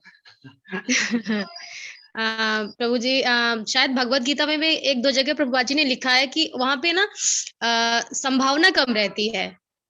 नहीं, एक्चुअली में क्या है ना, थोड़ा थोड़ा सा है, थोड़ा सा मुश्किल जरूर रहता है, लेकिन ऐसा नहीं है कि क्योंकि प्रभु जी असली में फोकस इतना नहीं हो पाता है, क्योंकि इतनी सारी रिस्पॉन्सिबिलिटीज रहती हैं, तो यही तो करना है बच्चे, हमको। घर। हाँ जी। ऐसे इस रूप में देखना है हम लोगों को ना, कि बच्चे हैं भगवान के संतान है, जो घर है वो भगवान का है, हमारा नहीं है। तो गृहस्थ आश्रम ऐसा नहीं है कि भक्ति, आप प्रभुपाद का कहीं पे भी तात्पर्य में कोई मेरे को ऐसे क्लेम करे तो मैं उससे पूछ सकता हूँ, आप दिखाओ मेरे को, नहीं मिलेगा आपको। जितने भी प्रभुपाद ने इतना सारा लिखा है, राइटिंग्स है उनका, इतना सारा लिटरेचर है, उनका लेक्चर है इतना सारा, कहीं पे उन्होंने, उनके इनिशियल कई सारे डिसाइपल्स गृहस्थ ही थे एक्चुअली, और सब बहुत सिंसियर सिंसियर थे, मूवमेंट को आगे बढ़ाया उन लोगों ने, सारे सारे लोगों ने।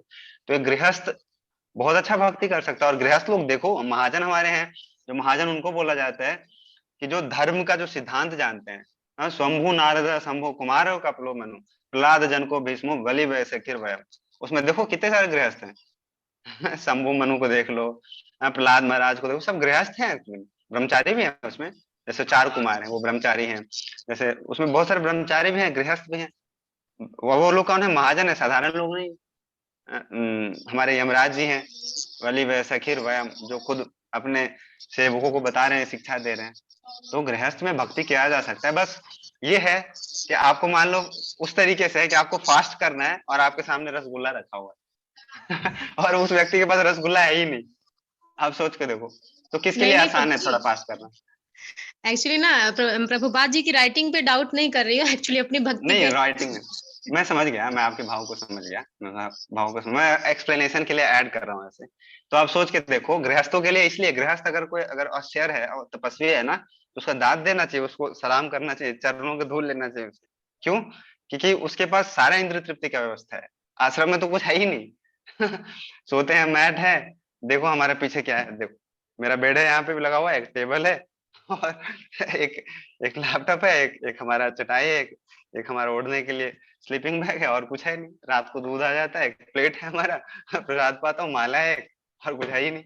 न टीवी है, न गाड़ी है, न घर है, न पत्नी है, न बच्चे हैं। क्या करेगा? ज्यादा ज्यादा क्या ही कर सकता है। लेकिन जो गृहस्थ होता है उसके पास देखो सारा साधन है। उसके घर पे है, फास्टिंग करना है उसको, और उसके सामने रसगुल्ला रखा हुआ है, लेकिन वो नहीं खा रहा है, तो सोचो वो बड़ा तपस्वी है एक्चुअली। समझ रहे हैं आप? लेकिन आसान मार्ग है हम लोगों के लिए। क्यों? क्योंकि हमारे लिए ज्यादा है ही नहीं डिस्ट्रैक्शन, हम सोच के भी उतना ज्यादा नहीं कर सकते, तो इसलिए थोड़ा आसान जरूर है। लेकिन ऐसा नहीं है कि गृहस्थ लोग ना नहीं कर सकते भक्ति, और वो इस तरीके से। ठीक है माता जी, तो हो गया। विजय प्रभु मेरे को देख रहे हैं, अब हो गया टाइम। तो आप लोग जो श्लोक याद करके आए वो सुना दो, या प्रभु जी मैं सुनाती हूँ। हाँ सुनाइए। यस, तो जो आपसे ही श्लोका था, शुरुआत लास्ट श्लोका, जितने डिवोटीज सुनाओ। को याद है वो तो हैंड हाँ रेज सुनाइए, कीजिए। सुनाइए, बिल्कुल सुनाइए। अर्चना माता आप सुनाइए। 2.44 भोगैश्वर्य प्रसक्तानां तया अपहृत चेतसां व्यवसायात्मिका बुद्धिः समाधौ न विधीयते। वाह, बहुत बढ़िया। प्रभु जी इसका अर्थ भी समझा दीजिएगा। समझा देंगे, हम हमारे विजय प्रभु हैं। हाँ समझा देंगे, पहले सुनते हैं सबसे। ओके, हाँ तो आरएल गुप्ता प्रभु सुनाइए। भोगैश्वर्य प्रसक्तानां तया अपहृतचेतसां व्यवसायात्मिका बुद्धि समाधो न विधीयते। बहुत बहुत अच्छा। यस, और तनुश्री माता नेक्स्ट। जी को भी याद है, सुनाइए माता। अरे वाह, सुनाइए माता जी, सुनाइए। हरे कृष्ण प्रभु जी, आवाज आ रहे हैं? हाँ आ रहा है। भोगैश्वर्य प्रसक्तानां तया अपहृत चेतसां व्यवसायिका बुद्धि समाधौ न विधीयते। वेरी बहुत Bengali flavour Sanskrit. Thank you. भगवान खुश हो गए अजीत आपसे प्रभु। आज।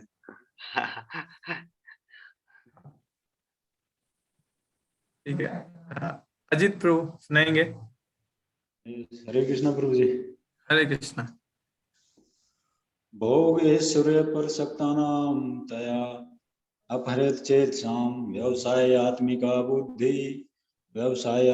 बुद्धि समाधो न विधीयते। Thank you. और कुछ सुनाना चाहते हैं? हाँ, किरण माता जी ने हाथ उठाया है। किरण माता जी। अच्छा, अब उन्होंने नीचे कर लिया। और गलती से उठा दिया। ठीक है, चलो ठीक है। और कोई? अरे किसी को याद नहीं हुआ?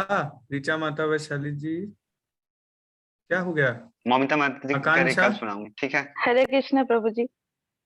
हाँ प्रभु जी याद है थोड़ा थोड़ा बहुत। भोगैश्वर्य प्रसक्ता नाम पया प्रीता चेतसां व्यवसायात्मिका बुद्धि समाधौ न विधीयते। अरे बोल याद तो है बिल्कुल। अच्छा चलेगा इतना तो। Thank you. और कोई? हाँ किरण माता जी। हाँ सुनाए माता जी। आ रही है प्रभु जी? हाँ जी बिल्कुल थोड़ा आ रही है। थोड़ा आ रही है, थोड़ा थोड़ा आ रही है माता जी।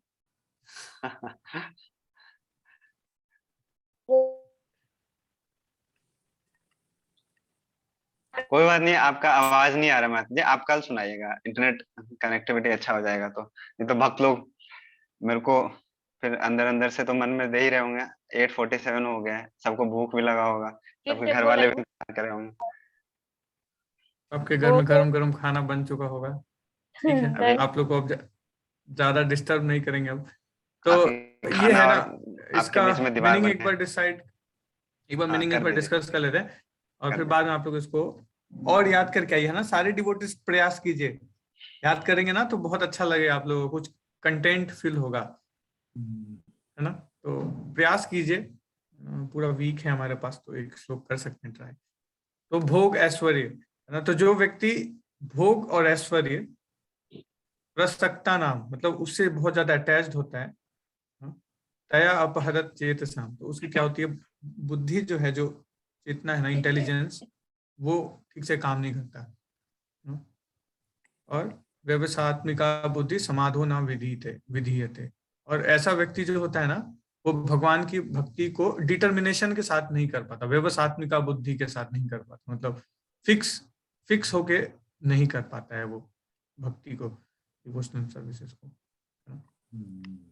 तो भोग ऐश्वर्य होना गलती नहीं है, लेकिन अगर उससे व्यक्ति आसक्त हो जाता है ना, तो वो व्यक्ति डिवोशन में आगे नहीं बढ़ सकता ठीक से। तो इसलिए राकेश प्रभु रहते ना, तो जो गृहस्थ हैं तो उनको सलाम है, क्योंकि अगर भोग ऐश्वर्य की सारी व्यवस्था रहती है, लेकिन क्या करता है वो व्यक्ति, उससे आसक्त नहीं होता, जो सच में गृहस्थ आश्रम का पालन करता है। तो थैंक यू, है ना। इसको प्रयास कीजिए, इसको याद कीजिए, बहुत अच्छा श्लोक है और काफी, है ना, बहुत सुंदर आज सेशन राकेश प्रभु ने लिया, बहुत ही कथात्मक रूप से सबको हंसाते हुए, बहुत सुंदर राम कथा में बहुत एक्सपर्ट है राकेश प्रभु, आपको ना सुनाएंगे आप सबको राम बहुत कथा। बहुत धन्यवाद। जैसे मैं बोल रहा था कि आप सबका कृपा है। और डिवोटी से अनुरोध है ना कि आप लोग बिल्कुल टाइम पे ज्वाइन कीजिए, 5 मिनट पहले आना चाहिए, है कि नहीं। अनुशासन ढीला हो गया है सारे भक्तों का। भगवान की कथा और भगवान में कोई अंतर नहीं है ना। जैसे कि भगवान की कथा तो भगवान स्वयं भगवान की कथा के रूप में प्रकट होते हैं, है कि नहीं, भागवतम है। तो हमारा प्रयास करना चाहिए 5 मिनट पहले आए ना, पहले एंट्री करें हम, तो सब भक्त लोग काफी, है ना, टाइम से आइए और सारे लोग आइए, सबको लेके आइए, ठीक है। हाँ, ओके, तो इसी के साथ हम लोग यहाँ पे विराम देते हैं, ठीक है राकेश भाई। और सब लोग रीडिंग में आइए, रोज कृष्णा बुक पढ़ते हैं सब लोग साथ में, और वो सब लोग अपना अपना डेली जो करते हो, रीडिंग करते हो, साधना करते हो थोड़ा बहुत, उसको ग्रुप पे बताइए सबको। तो रेगुलर करिए इसको सारे लोग डेली विदाउट फेल। और कल मिलेंगे हम लोग विजय प्रभु, कल कुछ प्रकाश डालेंगे भागवत के ऊपर, ठीक है। हरे कृष्णा। हरे कृष्णा हरे कृष्णा कृष्णा कृष्णा हरे हरे, हरे राम हरे राम, राम राम हरे हरे। श्रील प्रभुपाद की जय। राकेश प्रभु जी की जय। आप सबकी भी जय।